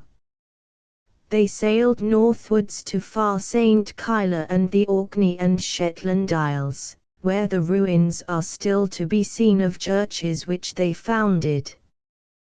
The holy abbot would take his turn at the oars with the rest, and when he was not with the missioners on their travels would follow them in spirit from his cell at Iona, shielding and protecting them by his prayers. He knew by the supernatural light that God had given him when they were in danger, and suffered with them in all the hardships they endured. The interests of the last and least of them were as dear to him as his own. Small wonder then that the memory of the holy life lived more than 1300 years ago is fragrant and living still, and that the name of Columba is cherished in the land of his adoption even to the present day. Chapter 7 The Apostle of Scotland. In the mountain fastnesses of Caledonia beyond the Grampian Hills, lived a wild and hardy race of men known to their British neighbours as the Picts or Painted People. The name had originally been bestowed on them by the Romans in allusion to their habit of going into battle with their bodies tattooed all over with strange devices. They were a brave and warlike tribe, who had resisted the landing of Agricola and his legions, and after several pitched battles had driven the Roman eagles triumphantly before them to the sea. In later days they became the terror of the Britons of Strathclyde and Northumbria, descending upon them in wild hordes and raiding their country without mercy. These men were the original ancestors of the Highlanders of Scotland, in whom the courage and the fighting spirit, typical of the race, have survived through all the vicissitudes of their country, and who to this day are acknowledged to be the bravest and hardiest of the soldiers of the Empire. It was to this people, like himself of Celtic origin, that Columba was to carry the priceless gift of the faith, entering with a handful of unarmed men into the heart of the country which the Roman legions had feared to penetrate. Brúd Obmi, the Pictish king, was entrenched in his fortress on a rocky hill near the site of Inverness. The little band of missionaries wound their way up the hill, chanting as they went a psalm of confidence in God. At their head was Columba, bearing aloft the cross. The tidings of their approach was brought to the Pictish king, who ordered that the gates of the fortress should be barred against them and admittance refused. Broichem, the high priest of the Druids, the foster father and chief advisor of King Brúd, was probably responsible for the order, for, the Christians once admitted, he feared that his influence would be no longer supreme. Columba, however, was not in the least daunted by this inhospitable reception. He made the sign of the cross before the barred gates and struck them strongly with his clenched fist. Bolts and bars shot back at his touch, and silently the great gates rolled open to give the saint and his companions passage. The king, who had seen the marvel together with all his court, was struck with fear, and went to meet Columba with fair and peaceful words. From henceforth he treated him with reverence and courtesy, confirming to him the gift of Iona, which might be considered to lie as much in his territory as in that of the Dalriadan king, and remaining throughout his lifetime a true friend and protector. It was not until some time later that he became a Christian, but the Druids could foresee the results of his friendly intercourse with the missionaries, and resolved not to lose their influence without a struggle. Their bitter enmity was to follow Columba for years, and to be the chief hindrance to his work amongst the Picts. The religion of the Druids of Caledonia differed in some degree from that of the Druids of Britain. The people were taught to worship the sun, the rivers and the forests. Certain of the streams and wells which were, said the Druid priests, under the influence of a beneficent spirit, were wholesome and good to drink, while to taste of others which they declared to be under the rule of evil spirits, would be followed by instant death. The first thing to be done was to convince the people of the falsity of their belief and to make them cease the idolatrous practices connected with it. Columba drank in their presence of the water that was supposed to be deadly, to prove to them that no evil effects would follow. The Druids pursued him wherever he went, interrupting him continually in his preaching, holding him up to the derision of the people, and misrepresenting what he said. Columba bore all their insults with patience, but when it came to trying to drown the missionaries' voices in the singing of the psalms of the church with shouts and mocking cries, his zeal for God's glory overcame for once his meekness, and he intoned the holy chant in such a voice of thunder that his adversaries were silenced, and the king and his people trembled with fear. In spite of the Druids, crowds flocked to hear the preaching of Columba, and many were converted to the faith. On one occasion, shortly after the conversion to Christianity of a whole family, the eldest son fell ill and died. The Druids were of course at hand to assure the sorrowing father that the loss of his child was a well-merited punishment indicted by the gods of his country in consequence of his apostasy. The man's faith wavered, but Columba was watching over his converts, and after doing what he could to console the grief of the boy's parents, asked to be left alone beside the bier to pray. With tears and entreaties he besought of God to show forth his almighty power, and the Heavenly Father heard the prayer of his servant and raised the child to life. Columba led him to his parents, and their faith in the true God was confirmed forever. The prayer of Columcille, says Adamnan his biographer, was as powerful with God as that of Elias and Eliseus in the Old Law, and Peter, John, and Paul in the New.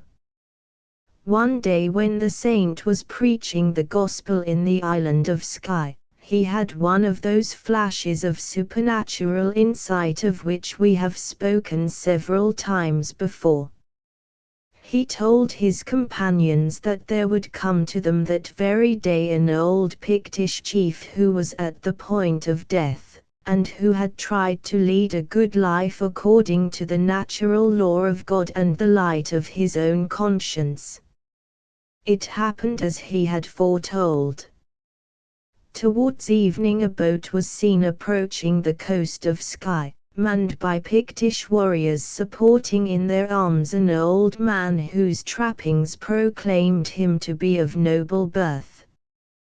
Drawing their boat to the shore, they landed and formed a rude litter with their shields, on which they carried the old chieftain up the hill and laid him down at Columba's feet. The saint spoke to the dying man of the faith of Christ and baptized him, and shortly afterwards he gave up his soul to God. On another occasion, when they were crossing the mountains, Columba saw a vision of angels, and exhorted his companions to hasten on their way. For, said he, there is a man of good and honest life waiting beyond the hills to receive baptism before he dies. They quickened their pace, and when they reached Glen Urquhart, found, as Columba had predicted, an old man awaiting their arrival. The holy abbot baptized him and bade him depart in peace, and the angels whom he had seen on the mountains carried his soul to heaven. The chief Druid Broichem had a young Irish slave girl, taken captive in time of war, for whose freedom Columba had several times petitioned. The Druid, who was not likely to look favorably on any request of the great Christian missionary, even refused to accept the ransom offered for the girl, though she was pining her heart out for her family and her home. Columcille warned him that if he persistently refused to show mercy to his captive, the punishment of God would overtake him, and he would die before Columba himself left the country, but Broichem was not to be moved. Not long afterwards Columba set out on his return journey to Iona, but he had hardly reached Loch Ness when he was overtaken by two messengers from the high priest beseeching him to take pity on their master, who had been suddenly taken ill and was in danger of death. They were assured that the Druid would recover, but only on condition that he set the Irish maiden at liberty. She was at once sent to Columba, who found means for her return to her country and her people. As for Broichem, he was more incensed than ever against the Christians, and considered how he could best check their growing influence with the people. The Druids seem to have had a certain power over the elements, perhaps through the evil spirits whom they worshipped. They had heard of and seen the miracles worked by Columba, and resolved to show how superior their powers of magic were to his. On the day fixed for the departure of the missionaries, Broichem threatened that he would cause a thick fog and a contrary wind to arise, so that it would be impossible for them to embark. The people were gathered in crowds to bid farewell to Columba, when to their great consternation the Druid's threat was fulfilled. The fog was dense and the unfavorable wind blew stormily. This time at least they had triumphed, or so they thought, and they did not attempt to conceal their joy. But Columba, nothing daunted, bade the mariners spread their sails, and the awe-stricken crowd on the shore beheld the boat flying swiftly westwards to Iona in the teeth of the contrary wind, as if it had been altogether in their favor. The departure was not to be for long. Again and again Columba revisited the mainland to strengthen and confirm the faith of his converts, and in course of time churches and monasteries sprang up amongst the forests and the mountains of Caledonia, little strongholds of Christianity, the beneficent influence of which was soon to penetrate throughout the length and breadth of the land. Columba had many faithful helpers in his missionary labors. Malruve, a kinsman and countryman of his own, soon followed him to Iona to share in his work among the Picts. He became abbot of Apocrossan, now Applecross, on the northwest coast of Caledonia, and suffered the Red Martyrdom some years after the death of Columcille, at the hands of Norwegian pirates. Saint Canis, the companion of Columba and Kieran at Clonard and Glasnevin, also followed his old friend across the sea. He founded a monastery and a church on the shore of Loch Lagan, and another in Fifeshire. Saint Kenneth, as the Scotch called him, was noted for his eloquence and learning, and wrote a commentary on the four Gospels which was much valued in his day. Drosten, one of the most beloved of the first companions of Columba, was chosen to govern a monastery founded on the east coast in the present district of Buchan. When he realized that the breadth of Scotland would henceforward separate him from the brethren whom he loved, and the father of his soul, he wept so bitterly that Columba declared that the new foundation should be called the Place of Tears and Dear.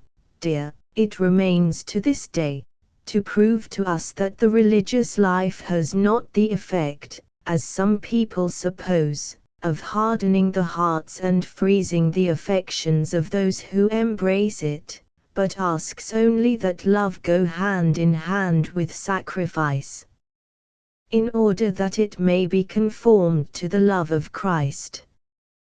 Chapter 8. The Convention of Drumseat. Columba had been 11 years at Iona when Conall, the king of the Scottish Dalriada, died.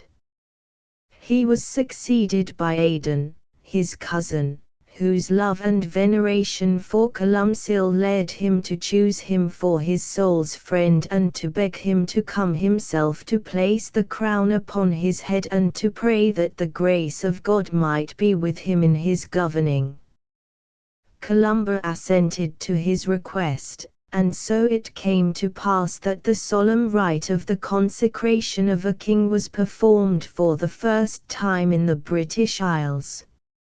Aidan was crowned on the famous Stone of Destiny, which was afterwards removed to Scone and was used as the coronation chair for the kings of Scotland, until Edward I, the Hammer of the Scots, carried it away and set it up in Westminster Abbey. Perhaps it was as well for the peace of mind of the ruthless oppressor that he could not look into the future, and see how the royal line of Scotland would in course of time follow the Stone of Destiny, and, crowned once more upon it, rule over the United Kingdom. For Aidan was the ancestor of Macbeth and Malcolm Canmore, and through the female line, of the Bruces and the Stuarts, while many of the old Highland families, such as the Mackenzies, Mackinnons, Macintoshes, MacGregors, Macleans and MacNabs, count their descent from the Dalriadan kinsmen of Columba. The little kingdom had become powerful, and the yearly tribute to Ireland was galling to the pride of the Scots. They would fain have cast off the Irish yoke, and were quite ready to fight for their independence, but Columba bade them have patience, and all would be well. Diarmaid, his old enemy, had died a violent death, and Ede Mac-Aenmire, who was of Columba's own branch of the Hy Niles, now sat on the throne of Ireland. The time seemed ripe for the saint to use his influence on behalf of Dalriada. A large assembly or convention was about to be held at Drumseat near Derry, to decide several important questions, some of which interested Columba nearly. It was a fitting moment, he thought, to obtain what they desired, and taking the King of Dalriada with him he set sail for Ireland. The chief question which the Irish Parliament had met to discuss, was the abolition or the banishment of the bards.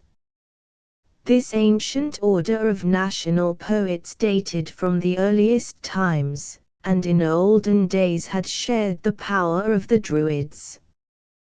They were the guardians of the poetry, the history and the music of Ireland, and were held in such honor that the first place at table, after that reserved for the king, was theirs by right. A chief poet was entitled to a retinue of 30 men, and the bards of a lower grade to 15. They had been loaded with honors by those of the princes and kings of Ireland who desired to have their brave deeds in battle handed down to their children or held up to the admiration of their rivals in the songs of the country. Many abuses had arisen from such an exercise of power. The bards in course of time had become thoroughly unpopular, and had only themselves to blame for the change of feeling towards them, for even their best friends could not defend their conduct. People had grown weary of an insolence that refused to sing the praises of the heroes and warriors of Erin unless at a price that few could afford to pay, and the bards threatened to hold up those who displeased them to the contempt and ridicule of the nation. The king went so far as to drive them from his palace, but so secure were they of their own power that they had the boldness to come back, and to demand of him the royal brooch that he wore upon his breast, the very token of his kingship. Beside himself with anger, the king announced his intention of doing away completely with the order of the bards at the great convention which was about to be held at Drum Seat, and their enemies, who were not few, resolved to see the threat carried out. The bards realized at last that they had gone too far. They could scarcely find a friend to speak for them. The situation was well nigh hopeless. In their distress they thought of Columba, who had always befriended their order, and sent him a piteous message that their ruin was certain unless he would use his influence in their favor. The convention was largely attended. The two kings presided, and the presence of Columba, in company with many other abbots and bishops, gave dignity and order to the councils. The first question raised was that of the supremacy of Ireland over the Scots of Dalriada. Columba was asked to give his opinion, but fearful of being unduly influenced by his affection for Aidan, he asked his friend Saint Colman to plead the cause of liberty. It was decided that Dalriada should cease to pay tribute and become an independent kingdom, on the condition that she promised a perpetual alliance with Ireland. The great question of the bards came next, and on this subject the king himself was the first to speak. Their insolence, their idleness, and their greed, he said, had made them odious in the eyes of the whole nation. He therefore appealed to the assembly to banish them and to do away with all their privileges. Not a voice was raised in their defense, and in another moment their fate would have been decided, when Columba rose to speak. The whole assembly did him reverence, and his clear voice rang out with all its old charm over the hearts of his countrymen. It was true, he said, that the bards had greatly abused their power. Let therefore the abuses be corrected, let their power be diminished, let the guilty be punished. But if the great bardic order were abolished, who would be left to make the records of the nation, to sing the noble deeds of its heroes, or to lament the death of the brave? Where would be the glory of Erin? Why should the good grain be torn up with the tares? The poetry of Ireland, which was dear to her as her life, would perish forever, were the order of poets to be destroyed. The eloquent pleading of Columba carried all before it. It was decreed that the order should be reformed and that regular schools should be founded for the study of the literature of the nation, where the young poets might be brought up to devote their lives to their art, and to avoid the bad habits that had made the order so unpopular with the people. The bards, who were themselves present at the assembly under the leadership of their chief, Dallan Fagile, showed their gratitude to Columba by composing a poem in his praise. They wisely allowed themselves to be guided by his advice in their plans for reform, and in the establishment of the schools to which Ireland owes the preservation of the old chronicles and of the ancient literature in which she is so rich. They justified the plea of their protector and became faithful auxiliaries of the clergy, singing in the times of persecution the glory of the heroes and the saints of Erin, and the beauty of the ancient faith. When the assembly broke up, Columba paid a visit to Ede in his royal palace, when he sought and obtained the freedom of Scandlan Mor, son of the King of Ossory, whom the High King of Ireland had unjustly detained in prison. The eldest son of Ede was perhaps a little uneasy at the prospect of the visit, for he had received a severe reproof from the saint for holding the monks of Iona up to ridicule, but Domnall, his younger brother, attached himself to Columcille with a boy's enthusiastic admiration for all that is great and noble. Columba was delighted with the manly young prince, and prophesied that his reign would be a long and happy one, on condition that he received the Holy Communion every week, and tried to keep his promises. He would also, he said, die on his own feather bed, a rare enough thing in the days when a king of Ireland was pretty sure to fall on the field of battle or to perish by the hand of an assassin. Ede himself had reason to be uneasy about the state of his soul, and asked Columba if any of the princes who had died during his reign were in heaven. He was told that 3 only had escaped the pains of purgatory and had entered into everlasting bliss. And I asked the king, "Shall I save my soul?" "Not unless you repent heartily of all your sins and lead a better life," replied Columba, and Ede resolved to take his advice. To all the princes of Ireland, especially to those who were of his own blood, Columcille preached compassion and mercy towards their enemies, the forgiveness of injuries, and the recall of exiles. Many of the latter had passed by Iona as they went to seek shelter in a strange land, and his heart had grieved with them in their sorrow. He resolved also to visit his religious foundations in Ireland before he returned to the country of his adoption, and we can imagine the joy of the monks of Derry and Durrow who had never thought to look upon their beloved father's face again. The people came out in crowds to welcome him and carried a canopy of green branches over his head. Adamnan tells us of the miracles worked by the saint on his journey, and how the laborers would leave their work as he passed and go before him singing hymns of joy.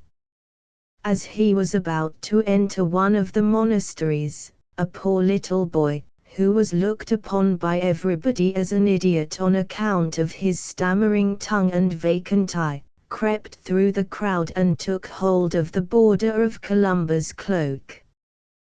The saint turned round, and taking the child in his arms embraced him tenderly. "Show me your tongue," he said to the little boy, who was trembling with fear, and then, making the sign of the cross over him, he turned to the bystanders, who were vexed that he should pay so much attention to an idiot. "This child whom you despise so much," he said, "will grow daily in wisdom and virtue. God will give to him eloquence and power, and when he has grown to man's estate he will be counted amongst the great ones of his country." The saint's prophecy came true. The little idiot boy grew into the great Saint Anan, venerated both in Ireland and Scotland, and it was he himself who told the story to the abbot Adamnan, who wrote the great life of Columcille. Chapter 9. For Christ and his love. The visitation of the Irish monasteries completed, Columba returned to Iona. But it was no longer as an exile that he left the shores of Erin. This time it was to Hy of his love, and Hy of his heart that he was bound, to the country that had become dear to him as the land of his adoption and of his mission, where he had suffered and striven for his master's sake, and where his work had been blessed beyond all that he had hoped or dreamed. It is especially during the last few years of Columba's life on earth that we can see how the natural fire and arrogance of his nature had been gradually transformed into the gentleness and charity of Christ. It was not without many a struggle that the transformation took place, but Columcille was a man of great heart and of determined will. What he set himself to do was sure to be done. Now he had set himself, with God's grace, to self-conquest, and the work, though not to be completed in a day nor yet in a year, was at last by dint of prayer and patience gloriously achieved. The gentleness of a naturally strong and fiery temperament, one, so to speak, at the sword's point, is always an extraordinary force in the world, and we find the power of Columba over his fellow men and his influence with them for good increasing every year. Saint Fintan, one of the saint's first companions in Iona, was asked once towards the end of Columba's life to describe him to one who had heard much of his holiness, but who did not know him. "He is a king amongst kings," answered Fintan, "a sage amongst wise men, a monk amongst monks.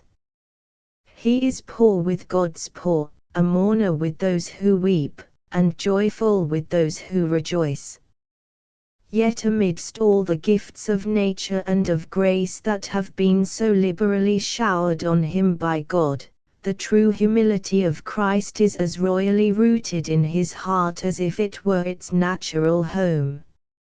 He was the father, the brother and the friend of all who were in want or distress, the dauntless champion of the oppressed and of the weak, the avenger of all who suffered wrong. His prayers and blessing were sought by all the navigators of the stormy seas of the Hebrides as a defense against the dangers of the deep, while during his journeys on the mainland the people would bring out their sick and lay them in his path, that they might touch the hem of his cloak or receive his benediction as he passed. Their simple faith was not in vain. Many were the miraculous cures wrought by the saint, whose prayers were as powerful with God as those of Saint Peter and Saint John, and with whom he might have said, "Silver and gold I have none, but what I have I give thee." He would visit rich and poor alike, and it was often in the houses of the latter that he met with the truest hospitality. He would find out with gentle tact what were the means of his humble hosts, and plan ways of increasing their little store. Once when he was passing through Lochaber on his way to visit King Brewy in his royal palace, he was offered a lodging in the house of a poor peasant and kindly entertained with the best that the poverty of the house could furnish. In the morning when the little highland cows of his host were being driven out to pasture, Columcille blessed them, and foretold that they would increase until in course of time they would number 500, and that the blessing of a grateful traveller would rest upon the man and his family. Columba took an observant interest in all the things of nature, and was often able to advise the peasants how to improve the simple methods of farming, hunting, and fishing on which their daily food depended. On one occasion he profited by the hospitality shown to him by a rich Highland chief to put an end to a deadly feud which in true Highland fashion had existed for many years between his host and one of his neighbours. The enemies were reconciled, and both became fast friends of the peacemaker. Tender-hearted as Columba was to all who were in sorrow and distress, to none did his ready sympathy extend more fully than to those who were exiles from their native land, for he remembered the early days of his own sojourn in Iona.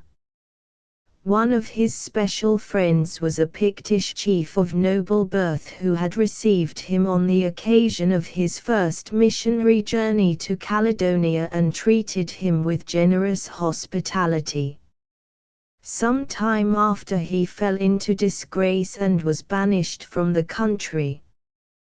Columba appealed in his favour to Freda, the chief of the island of Islay, whom he begged to give shelter and protection to the exile, while he tried what his influence could do with the Pictish king to obtain his friend's recall.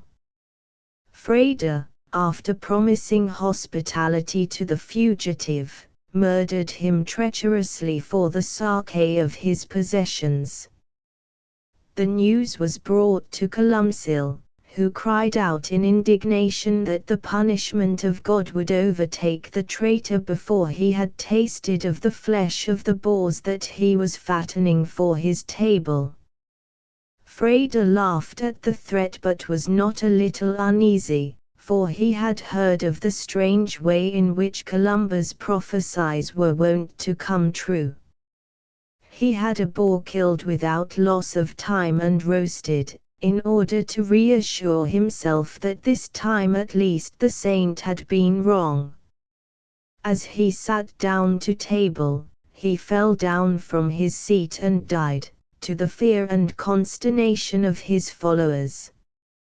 A certain chief named Donal, who with his sons and followers feared neither God nor man, was the terror of all the neighbouring country. Although he could claim kinship with the king of Dalriada, Columba excommunicated him for his deeds of violence, and he and his family vowed vengeance on the saint. Taking advantage of a journey that Columba was making to a neighbouring island with only 1 or 2 companions, one of the sons of Donal resolved to murder him as he slept. But one of Columcille's companions, a monk named Finla, was beset that night with an unaccountable fear for the safety of his holy abbot, and begged him to lend him his cowl, in which he wrapped himself and lay down to sleep. In the dead of night the assassin crept upon the little band of travellers, and, seeking out the monk who wore the abbot's cowl, stabbed him, and fled to a place of safety. But the garment of the saint protected the man who was ready to give his life for his master, and Finla escaped without a wound. Another lawless member of the same family fell upon and robbed a man who lived upon the rocky peninsula of Ardnamurchan, and had constantly shown hospitality to Columba on his journeys. The blessing of the saint had brought him good fortune, and his little patrimony had increased year by year. The people, in honor of the affection shown him by the holy abbot, called him Columbane, or the friend of Columba. As the robber was returning, laden with the spoils of the poor man, to the boat that was awaiting him at the water's edge, he met Columba himself, whom he had supposed to be safely distant at Iona. The saint reproved him sternly for his crimes, and bade him restore the goods that he had stolen. The robber chief maintained a grim silence until he was safely in his boat and well out from the shore. Then he stood up, and bursting into a storm of insults and evil words, shouted defiance and derision at Columcille as long as his voice could be heard. The oppression of the helpless never failed to rouse Columba's wrath. He strode out into the water after the retreating boat, and, raising his arms to heaven, prayed that justice might be done on the robber. Then returning quietly to his companions, he said to them, "That wicked man who despises Christ in his poor will return no more to these shores. The cup of his iniquity is full." Shortly afterwards a storm arose, and the boat with all that were in it sank like a stone between Mull and Colonsay. But it was not only to the poor and the oppressed that Columba's charity was shown. We find him at the court of King Aidan, holding his young son Hector the Blonde in his arms and praying that his life might be as fair as his features. To the nobles who kept the laws of God he was as devoted a friend as he was a steadfast opponent of those who outraged them. To the penitent he was full of mercy and hope, and many sinners were persuaded by his eloquence and power to forsake their evil ways. But nowhere was his charity more clearly shown than with his own community at Iona. He foresaw the needs of all, and watched over his spiritual sons with a fatherly love and care. During one of the last summers of his life, when the monks were coming back in the evening after a day of harvesting, they stopped short at a little distance from the monastery to enjoy the sense of peace and consolation that seemed to come to meet them as they approached their home.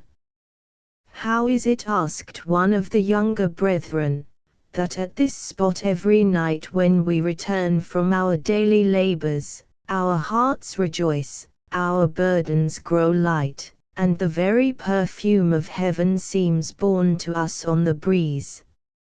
"I will tell you," said Baithen, the beloved friend and successor of Columba. "Our saintly abbot, whose heart is with us in our work, is praying for us and longing for our safe return.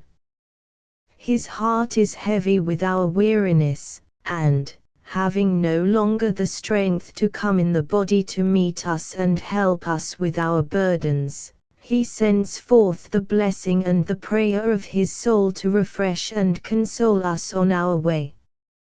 Not only his fellow men but all the creatures of God were dear to Columba for their Creator's sake. One day he bade a certain monk at Iona go down to the seashore and watch. "For," said the saint, "ere the night falls a weary guest will arrive to us from Ireland, faint and ready to die. Succor her and tend her carefully for 3 days, and when she is rested and refreshed let her go, that she may return once more to her native land." The guest was a poor storm-driven crane which fell on the shore exhausted at the brother's feet. He bore it tenderly to the monastery and cared for it as his master had bidden. In the evening Columba met the monk and blessed him for his compassion to the weary stranger, and, as he had foretold, on the third day, strengthened and refreshed, the bird took its flight back to Erin.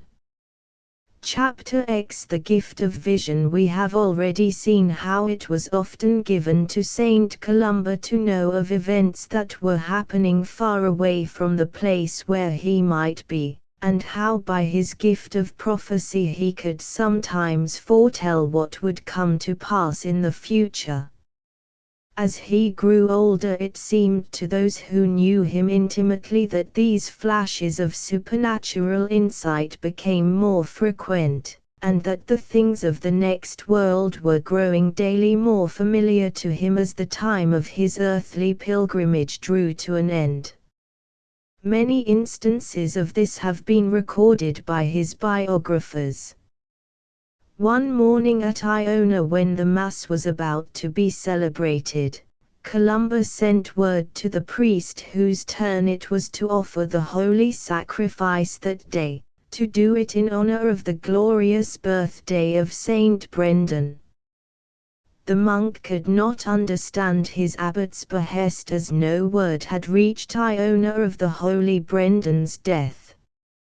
Columba then told him that during the night he had seen in a vision the soul of Brendan ascending to heaven surrounded by a great company of rejoicing angels. He knew therefore that he had entered into his rest. On another occasion he ordered that the Mass for the feast of a bishop should be sung. Now there was no feast marked in the calendar for that day, and the monks asked their holy abbot to tell them the name of the bishop in whose honor the holy mysteries were to be celebrated. Last night, he replied, I saw the soul of Columban, the bishop of Leinster, in heaven, surrounded with the glory of the blessed. It is in his honor that we must offer the holy sacrifice today. Columba had a deep love and reverence for all honest labor done for God. One night he told his monks that he had just seen entering into heaven the soul of a blacksmith whom he had known long ago in Ireland. He has bought eternal life, he said, with the labors of the earthly. He was charitable and gave of his poverty to the poor. Therefore the Lord of the poor has rewarded him. In the course of his travels in the Highlands he met one day in a lonely gorge a countryman in great distress. He was returning from a journey, and had heard that during his absence from home, a band of Saxon marauders had laid waste his little farm and burnt his house to the ground. He was in an anguish of fear lest his wife and children should have perished. Columba comforted him with kind words. Go in peace, my good man, he said. Your cattle and all your possessions have, it is true, been carried off by the robbers, but God has been merciful. Your dear little family is safe. Go, for your loved ones are waiting for you, and comfort their sorrowing hearts. Again, a year after the attempt had been made to murder Columba and the monk Finla had saved his life, the saint asked his companion if he remembered the occurrence. It is just a year ago today, he said, since Donald tried to murder me, and our dear Finla would have given his life for mine. At this very moment the would-be murderer has been struck down by an enemy in punishment for his evil deeds. One of the Saxon converts of the saint had joined the community at Iona, and had been given charge of the bakehouse. Columba would often go to encourage him in his labors and to speak to him of the things of God. One day the Saxon saw him suddenly raise his eyes to heaven and join his hands in prayer. "Happy, happy woman," he cried, "to whom it is given to enter into the heavenly kingdom, carried by the hands of the angels." A year afterwards, when speaking to the same man, he said to him, "Do you remember the woman whose soul I saw a year ago ascending into heaven? I see her now coming to fetch the soul of her husband who is just dead. She is fighting with her prayers for that beloved soul against the powers of evil, and the angels are praying with her. See, she conquers, she bears him off, for he has led a good and upright life, and the two who loved each other so dearly on this earth are united forever in the joy and glory of heaven." Columcille seems indeed to have had some such intimation from God of the death of the greater number of his friends, a vision of the glory of that celestial country into which he was himself soon to enter, and after which he sighed with such ardent longing. If the angels had been with him in his youth, much more did they surround him in his later years. Many stories are told of his celestial visions as he prayed in the forests of Skye, dear to him for their loneliness and silence. One day, when he was at Iona, he went out, giving orders that no one was to follow him. He was going to pray, he said, on a little hill to the west of Iona, which was one of his favorite retreats. One young brother, more curious than the rest, had heard strange tales about the holy abbot, and followed him carefully from afar to see what was going to happen. When he had come within a short distance of the place of prayer, he saw the saint standing with arms raised to heaven, surrounded by a troop of white-robed angels. The young monk, trembling lest he should be discovered, made his way back to the monastery as quickly as he could. When Columba rose during the night, as was his habit, to kneel in prayer on the cold floor of his cell, his heavenly visitors would throng around him, mingling their praise with his. It was not surprising that the things of heaven should be so near to one who cared so little for the things of earth. He would go out on a winter's night, says his biographer, and stand in the waters of an icy stream during the time it took him to recite the Psalter, that he might obtain grace by his sufferings for the souls of the obstinate sinners who refused to amend their lives. One day when he was praying in a lonely spot, a poor woman came in sight gathering wild herbs and nettles. Columba spoke to her and asked her what she was doing. "I am gathering herbs for food," she replied, "for I have but one cow and it gives no milk. The poor must live as they can."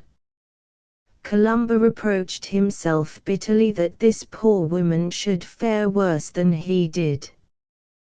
"We seek to win heaven," he cried, "by our austerities, and this poor woman, who is under no such obligation, outdoes us." Henceforward he declared he would make his meal of the wild herbs and nettles that he had seen her gathering, and gave strict orders that nothing else should be served to him. He even reproved Bathan, whom he so dearly loved, with unwonted severity, because, unable to bear the sight of his abbot's wretched fare, he had put a little piece of butter into the pot in which it was being cooked. The heavenly light that the holy Brendan had seen surrounding Columba on that memorable day at Teilt was now frequently beheld by his companions. At night it could be seen shining through the chinks in the rough door of his little cell when all was in darkness, and the silence of the night was only broken by the voice of the holy abbot praying and singing the praises of God. One winter's night, one of the younger brethren had remained in the church to pray after all had gone to rest. At midnight the door opened softly and Columba entered. A glory of golden light came with him, illuminating the church from wall to wall and from floor to roof. The little chapel where the brother knelt was flooded with the strange radiance and his soul was filled with a heavenly consolation. Columba knelt for many hours in prayer, and still the heavenly light shone round him as he prayed, while the brother watched him awestruck, scarcely daring to move for fear of being heard. The next day he was sent for by the abbot, who blessed him and gently bade him say nothing of what he had seen during the night. Two of his religious, Bathan the beloved, and Diomede his faithful attendant, who were often in his cell to help him with his work and to carry out his instructions, noticed one day a sudden ray of joy shining from their master's eyes. A moment later the joyful expression gave place to one of intense sadness, and they begged Columba to reveal to them what it was that caused him grief. "My children," said the saint, "it is 20 years today since I first set foot in Caledonia. Earnestly I have been beseeching our Heavenly Father to bring my days of exile to an end, and to receive me into the heavenly country after which our hearts must ever yearn.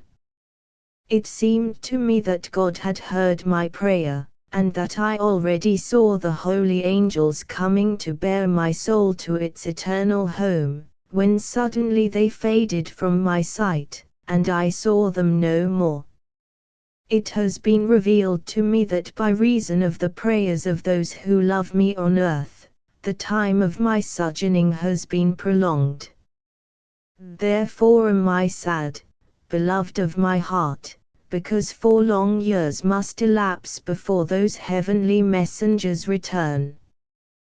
Then they will come once more and I shall depart with them to rejoice forever in the presence of my God." Chapter 11. The light eternal. It was towards the end of May, when the late northern springtime was casting its veil of beauty over the rugged islands of the Hebrides, that Columcille knew that the time of his departure was at hand. He bade his faithful attendant Diomede harness the oxen into the rude wooden cart of the monastery, and taking his seat in it set out for the fields that lay to the west of the island where all the monks were working. At the sight of the abbot in his humble chariot they left their work and crowded round him, and the old man addressed them tenderly with touching words of affection. "A month ago," he said, "I had a great desire to depart from this earth, that I might keep the happy festival of Easter in heaven, but, unwilling to cast a gloom over your joy at that glad time, I was content to remain with you a little longer. But now the time of my earthly pilgrimage draws near its end." At these words the monks broke into bitter weeping, for the thought of losing their beloved father was more than they could bear, and Columba tried to comfort them.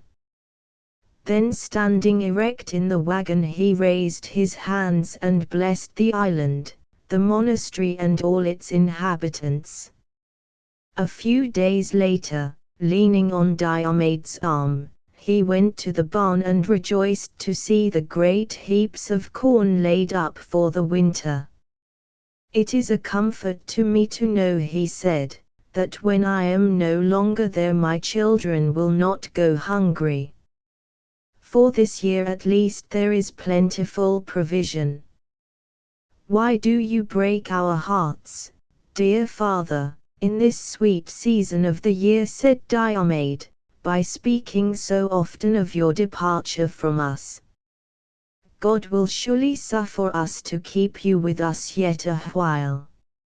I will tell you a secret, Diomed, replied the old man, but first you must promise to keep it faithfully till I am dead. And when Diomed had promised, kneeling at the abbot's feet, tomorrow, Sunday, is the day of rest, he said, but before the dawning of that day, I shall have entered into the rest which is eternal. Tonight at midnight I shall depart from this world, it has been revealed to me by our Lord Jesus Christ himself. Then Diomed could no longer control his grief and wept aloud while the saint did his best to comfort him, speaking words of hope and consolation. On their way home from the barn to the monastery, Columba grew weary, and sat down to rest by the wayside, at a spot where there is now a great stone cross. As he sat there waiting until he should have strength to continue his journey, the old white horse that used to carry the milk pails from the farm to the monastery came up and laid its head upon the saint's shoulder, looking at him as if he knew that it was for the last time, with eyes so full of dumb grief that they seemed to be shedding tears. Diomed would have driven him away, but Columba checked him. Let him be, he said, he is wiser than you, Diomed, for he knows by instinct that I shall never pass by this way again. The old horse loves me, let him grieve for his friend. Then the faithful animal nestled his head closer against the shoulder of the old man, who caressed him gently and gave him his blessing. It is God, he said, who has made known to this poor beast that he will see me no more. When continuing their journey they had reached the little hill that overlooked the monastery, Columba raised his hands in blessing over his beloved island home. This place will be famous in the days to come, he said, and saints and kings will come from other lands to do it honor. When he reached his cell he sat down to write the copy of the Psalter on which he was engaged, for the old man's hand had not lost its skill. He wrote until the church bell rang for the first vespers of the Sunday, then, having reached the verse in the 33rd Psalm where it is written, "They that seek the Lord shall not be deprived of any good," he laid down the pen. Let Bathan write the rest, he said. Bathan was the cousin of Columba, and one of the monks who had come with him from Derry. He had been his pupil, and was scarcely less skillful with the pen than his master. Holy, charitable, and beloved by all, he was chosen to succeed Columcille as abbot of Iona. When he took up the pen that the saint had laid down to go on with the work of transcription, the words that came next were, "Come ye children, hearken unto me, and I will teach you the fear of the Lord," with which words he began his ministry as abbot. When vespers were over, Columba went back to his cell and sitting down upon his bed, the naked rock with a stone for a pillow that was still the only couch on which this monk of 77 would rest his aged limbs, he bade Diomed listen while he gave him his last instructions for the brethren. "My last words to you are these," said he. "Cherish true and unfeigned charity ever amongst yourselves, and God will never leave you in need, but will give you all that is necessary for your welfare in this world, and his glory in that which is to come." After these words he was silent, and seemed to be lost in the contemplation of the glory of which he had spoken, and Diomed forbore to interrupt his prayer. When the bell rang for matins shortly before midnight, Columba arose, and went swiftly to the church. Diomed followed more slowly, and as he approached the door, the whole church seemed to him to be lit up with a strangely radiant light which vanished as he entered. "Where are you, Father?" he whispered, struck with a sudden fear, as he groped his way through the building. There was no answer. He made his way through the darkness as best he could to the altar. There in his accustomed place of prayer was the holy abbot, but stretched apparently lifeless on the ground. Diomed raised him in his arms, and sitting down beside him laid the beloved head upon his shoulder. Presently the brethren came in with lights, and broke into bitter lamentation at the scene before them. Columba lay on the altar steps leaning on Diomed's breast, his eyes raised to heaven, and his face shining with a wondrous joy as if he already saw its gates opening before him. Diomed then raised his master's right hand, and for the last time the holy abbot blessed his little flock who knelt weeping round him, while his eyes spoke the words that his voice was too weak to utter. Then with one last upward look his head sank gently back on Diomed's shoulder and he gave up his pure soul to God. They could scarcely believe that he was dead, for his face was still so bright with joy that he looked like one who rested in a happy and peaceful sleep. The matins for that Sunday were sung with bursting hearts, for the strong clear voice that had always been foremost in the holy chant was silent forever. During that night a vision came to a holy old man in one of the monasteries of Ireland. He saw the island of Iona all aflame with a glorious light and a multitude of angels descending from the skies. He heard them singing as they bore the blessed soul of Columcille back with them into heaven, and the celestial melody filled his heart with joy. At the same hour a boy named Erneen who was fishing by night in the river Fin in Donegal saw the whole sky suddenly break into light. In the east where Iona lay, there rose a great pillar of fire, so that for one moment the night was as bright as the noonday when the sun is shining. Then it vanished into the heavens and all was dark again. It might have been expected that the little island would be crowded with men thronging from all directions to the funeral of Columcille, but it was not so. While the saint was yet alive, one of the monks had said to him that Iona would be scarcely large enough to hold the numbers that would come to pay him the last honors. "No, my son," replied Columba, "no one will be there but those of our own household," and so it came to pass. On the night of the saint's death a violent storm arose, and continued until the burial was over. The sea was so wild that no boat could put out from the mainland or the surrounding islands. The simple rites were performed in the presence of the monks of Iona alone, to the sound of the wailing of the wind and the moaning of the sea. Was it the last revenge of the evil one, they asked themselves, on the saint who had torn a nation from his grasp?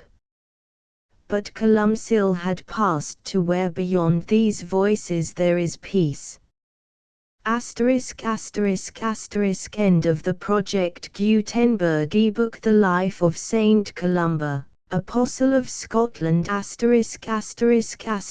Updated editions will replace the previous one, the old editions will be renamed. Creating the works from print editions not protected by U.S. copyright law means that no one owns a United States copyright in these works, so the Foundation, and you, can copy and distribute it in the United States without permission and without paying copyright royalties. Special rules, set forth in the general terms of use part of this license, apply to copying and distributing Project Gutenberg trademark symbol electronic works to protect the Project Gutenberg trademark symbol concept and trademark. Project Gutenberg is a registered trademark, and may not be used if you charge for an ebook, except by following the terms of the trademark license, including paying royalties for use of the Project Gutenberg trademark. If you do not charge anything for copies of this ebook, complying with the trademark license is very easy. You may use this ebook for nearly any purpose such as creation of derivative works, reports, performances and research.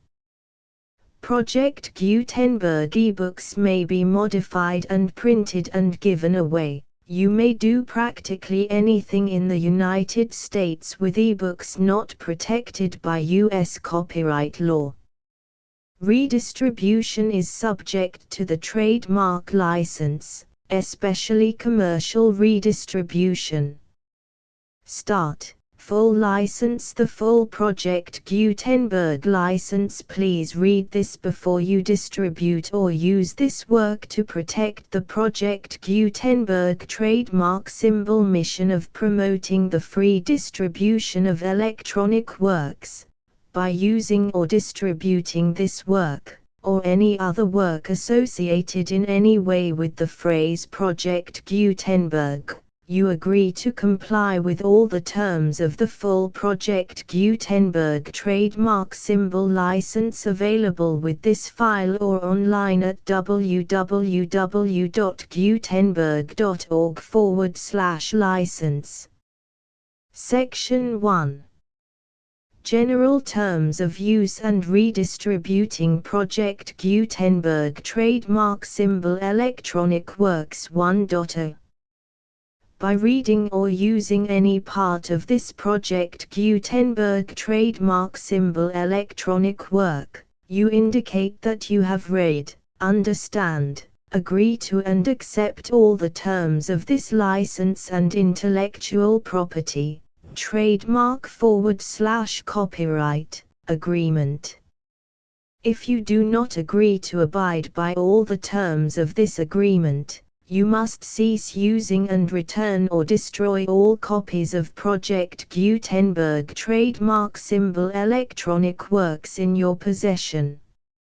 If you paid a fee for obtaining a copy of or access to a Project Gutenberg trademark symbol electronic work and you do not agree to be bound by the terms of this agreement, you may obtain a refund from the person or entity to whom you paid the fee as set forth in paragraph 1.e.8.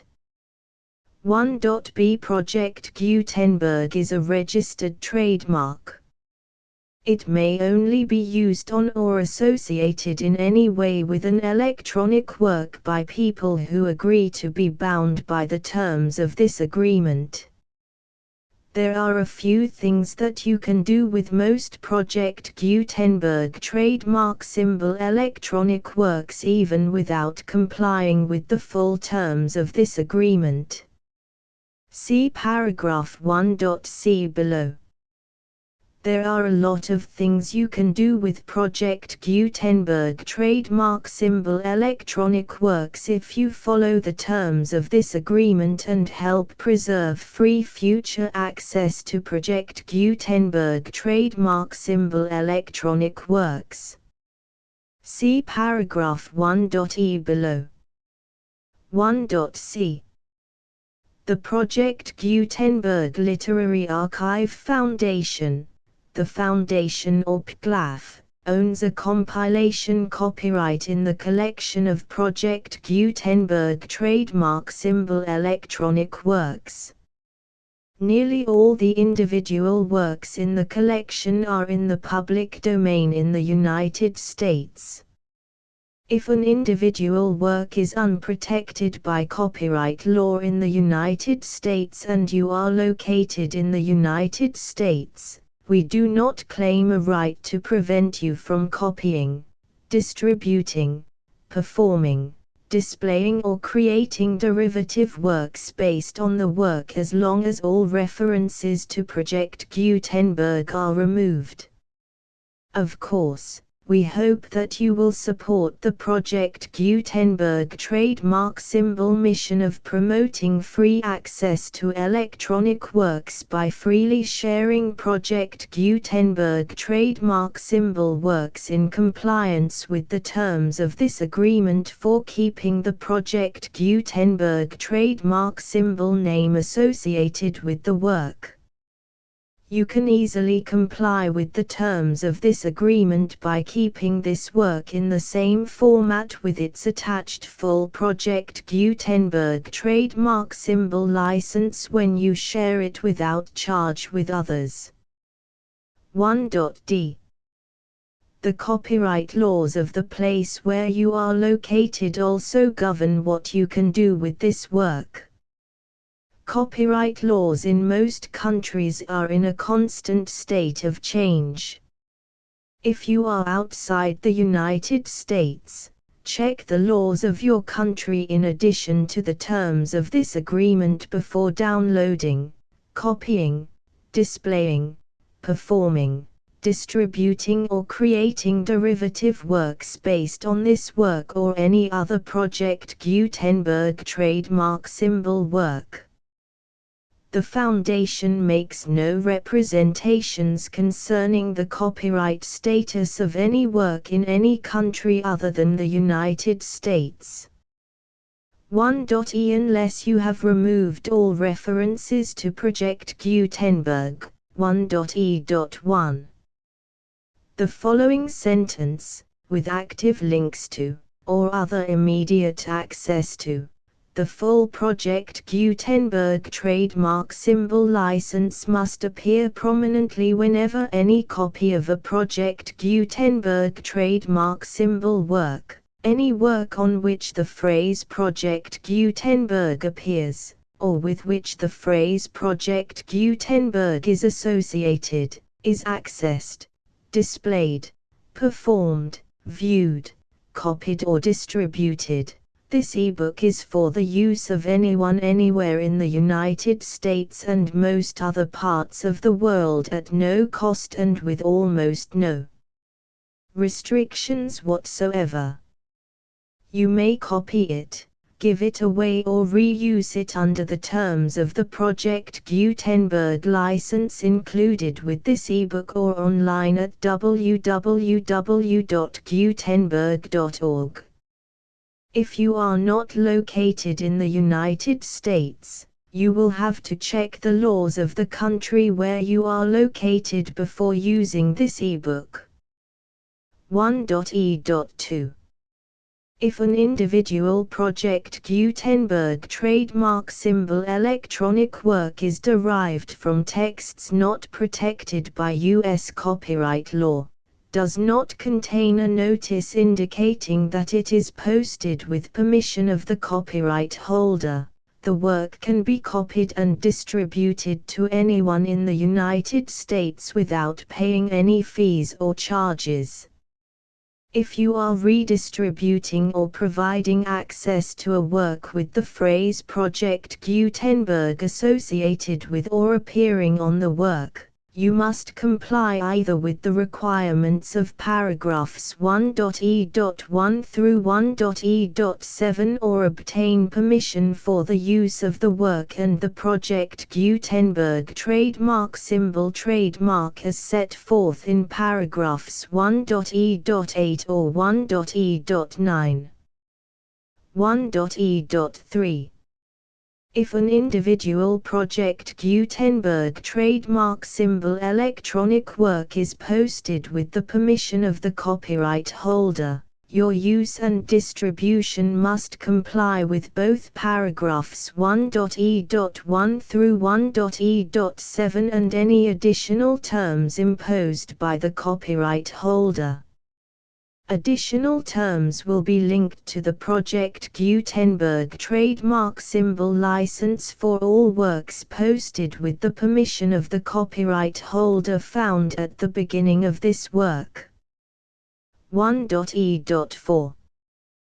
Do not unlink or detach or remove the full Project Gutenberg trademark symbol license terms from this work, or any files containing a part of this work or any other work associated with Project Gutenberg trademark symbol. 1.e.5. Do not copy, display, perform, distribute or redistribute this electronic work, or any part of this electronic work, without prominently displaying the sentence set forth in paragraph 1.e.1 with active links or immediate access to the full terms of the Project Gutenberg trademark symbol license. 1.e.6. You may convert to and distribute this work in any binary, compressed, marked up, non-proprietary or proprietary form, including any word processing or hypertext form. However, if you provide access to or distribute copies of a Project Gutenberg trademark symbol work in a format other than plain vanilla ASCII or other format used in the official version posted on the official Project Gutenberg trademark symbol website, www.gutenberg.org, you must, at no additional cost, fee or expense to the user, provide a copy, a means of exporting a copy, or a means of obtaining a copy upon request, of the work in its original plain vanilla ASCII or other form. Any alternate format must include the full Project Gutenberg trademark symbol license as specified in paragraph 1.e.1. 1.e.7. Do not charge a fee for access to, viewing, displaying, performing, copying or distributing any Project Gutenberg trademark symbol works unless you comply with paragraph 1.e.8 or 1.e.9. 1.e.8. You may charge a reasonable fee for copies of or providing access to or distributing Project Gutenberg trademark symbol electronic works provided that you pay a royalty fee of 20% of the gross profits you derive from the use of Project Gutenberg trademark symbol works calculated using the method you already use to calculate your applicable taxes. The fee is owed to the owner of the Project Gutenberg trademark symbol trademark, but he has agreed to donate royalties under this paragraph to the Project Gutenberg Literary Archive Foundation. Royalty payments must be paid within 60 days following each date on which you prepare, or are legally required to prepare, your periodic tax returns. Royalty payments should be clearly marked as such and sent to the Project Gutenberg Literary Archive Foundation at the address specified in Section 4, Information about donations to the Project Gutenberg Literary Archive Foundation.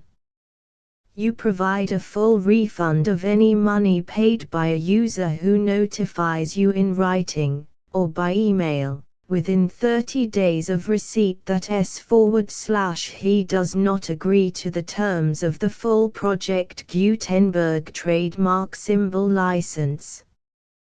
You must require such a user to return or destroy all copies of the works possessed in a physical medium and discontinue all use of and all access to other copies of Project Gutenberg trademark symbol works. You provide, in accordance with paragraph 1.f.3, a full refund of any money paid for a work or a replacement copy, if a defect in the electronic work is discovered and reported to you within 90 days of receipt of the work. You comply with all other terms of this agreement for free distribution of Project Gutenberg trademark symbol works. 1.e.9. If you wish to charge a fee or distribute a Project Gutenberg trademark symbol electronic work or group of works on different terms than are set forth in this agreement, you must obtain permission in writing from the Project Gutenberg Literary Archive Foundation, the manager of the Project Gutenberg trademark symbol trademark. Contact the Foundation as set forth in Section 3 below. 1.f1.f.1 Project Gutenberg volunteers and employees expend considerable effort to identify, do copyright research on, transcribe and proofread works not protected by U.S. copyright law in creating the Project Gutenberg trademark symbol collection. Despite these efforts, Project Gutenberg trademark symbol electronic works, and the medium on which they may be stored, may contain defects such as, but not limited to, incomplete, inaccurate or corrupt data, transcription errors, a copyright or other intellectual property infringement, a defective or damaged disk or other medium, a computer virus, or computer codes that damage or cannot be read by your equipment.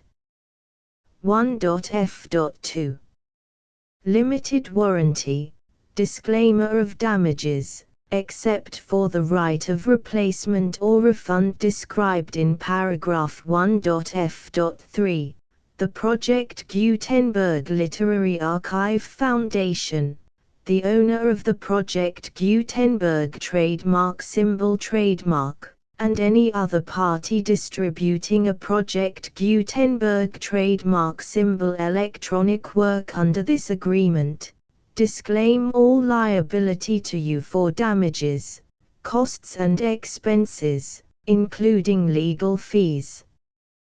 You agree that you have no remedies for negligence, strict liability, breach of warranty or breach of contract except those provided in paragraph 1.f.3.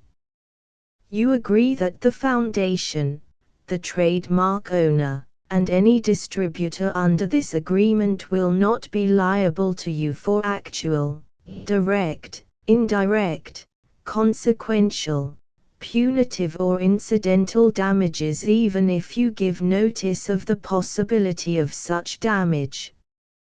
1.f.3 Limited right of replacement or refund. If you discover a defect in this electronic work within 90 days of receiving it, you can receive a refund of the money, if any, you paid for it by sending a written explanation to the person you received the work from.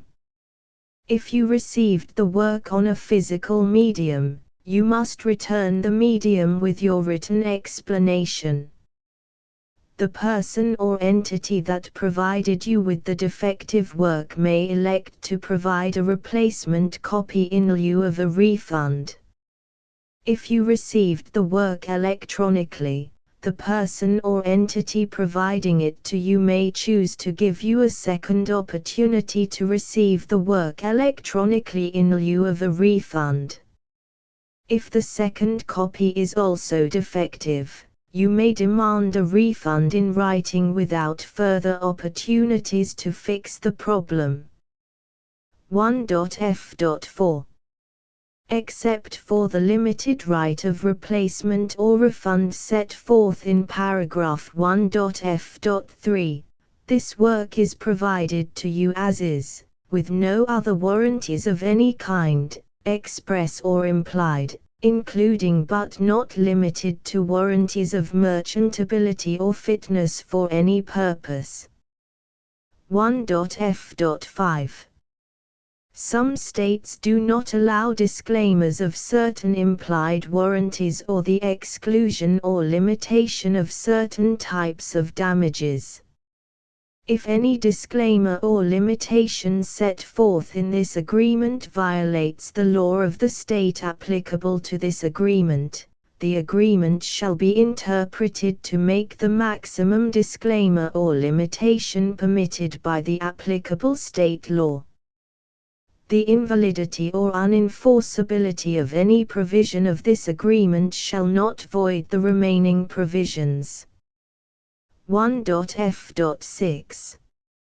Indemnity. You agree to indemnify and hold the foundation, the trademark owner, any agent or employee of the foundation, anyone providing copies of Project Gutenberg trademark symbol electronic works in accordance with this agreement, and any volunteers associated with the production, promotion and distribution of Project Gutenberg trademark symbol electronic works, harmless from all liability, costs and expenses, including legal fees, that arise directly or indirectly from any of the following which you do or cause to occur.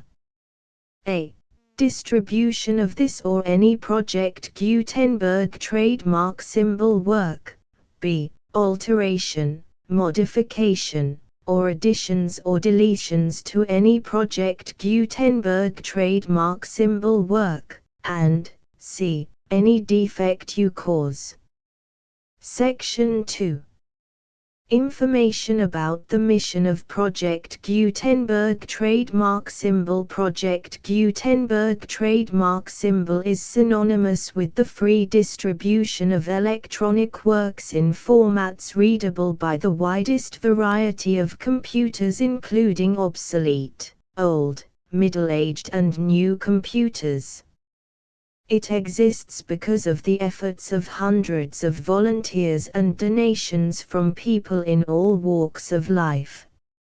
Volunteers and financial support to provide volunteers with the assistance they need are critical to reaching Project Gutenberg trademark symbol's goals and ensuring that the Project Gutenberg trademark symbol collection will remain freely available for generations to come.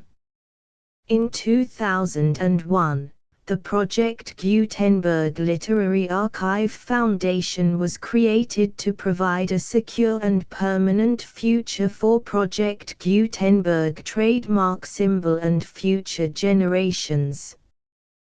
To learn more about the Project Gutenberg Literary Archive Foundation and how your efforts and donations can help, see sections 3 and 4 and the Foundation information page at www.gutenberg.org. Section 3. Information about the Project Gutenberg Literary Archive Foundation. The Project Gutenberg Literary Archive Foundation is a non-profit 501(c)(3) educational corporation organized under the laws of the state of Mississippi and granted tax-exempt status by the Internal Revenue Service. The Foundation's IN or Federal Tax Identification Number is 64-6221541. Contributions to the Project Gutenberg Literary Archive Foundation are tax-deductible to the full extent permitted by U.S. federal laws and your state's laws. The Foundation's business office is located at 809 North 1500 West, Salt Lake City, UT 84116, 801, 596, 1887. Email contact links and up-to-date contact information can be found at the Foundation's website and official page at www.gutenberg.org/contact section 4. Information about donations to the Project Gutenberg Literary Archive Foundation. Project Gutenberg trademark symbol depends upon and cannot survive without widespread public support and donations to carry out its mission of increasing the number of public domain and licensed works that can be freely distributed in machine-readable form accessible by the widest array of equipment, including outdated equipment. Many small donations, $1 to $5,000, are particularly important to maintaining tax-exempt status with the IRS. The Foundation is committed to complying with the laws regulating charities and charitable donations in all 50 states of the United States. Compliance requirements are not uniform and it takes a considerable effort, much paperwork and many fees to meet and keep up with these requirements. We do not solicit donations in locations where we have not received written confirmation of compliance. To send donations or determine the status of compliance for any particular state, visit www.gutenberg.org/donate. While we cannot and do not solicit contributions from states where we have not met the solicitation requirements, we know of no prohibition against accepting unsolicited donations from donors in such states who approach us with offers to donate. International donations are gratefully accepted, but we cannot make any statements concerning tax treatment of donations received from outside the United States. U.S. laws alone swamp our small staff. Please check the Project Gutenberg web pages for current donation methods and addresses. Donations are accepted in a number of other ways, including checks, online payments and credit card donations.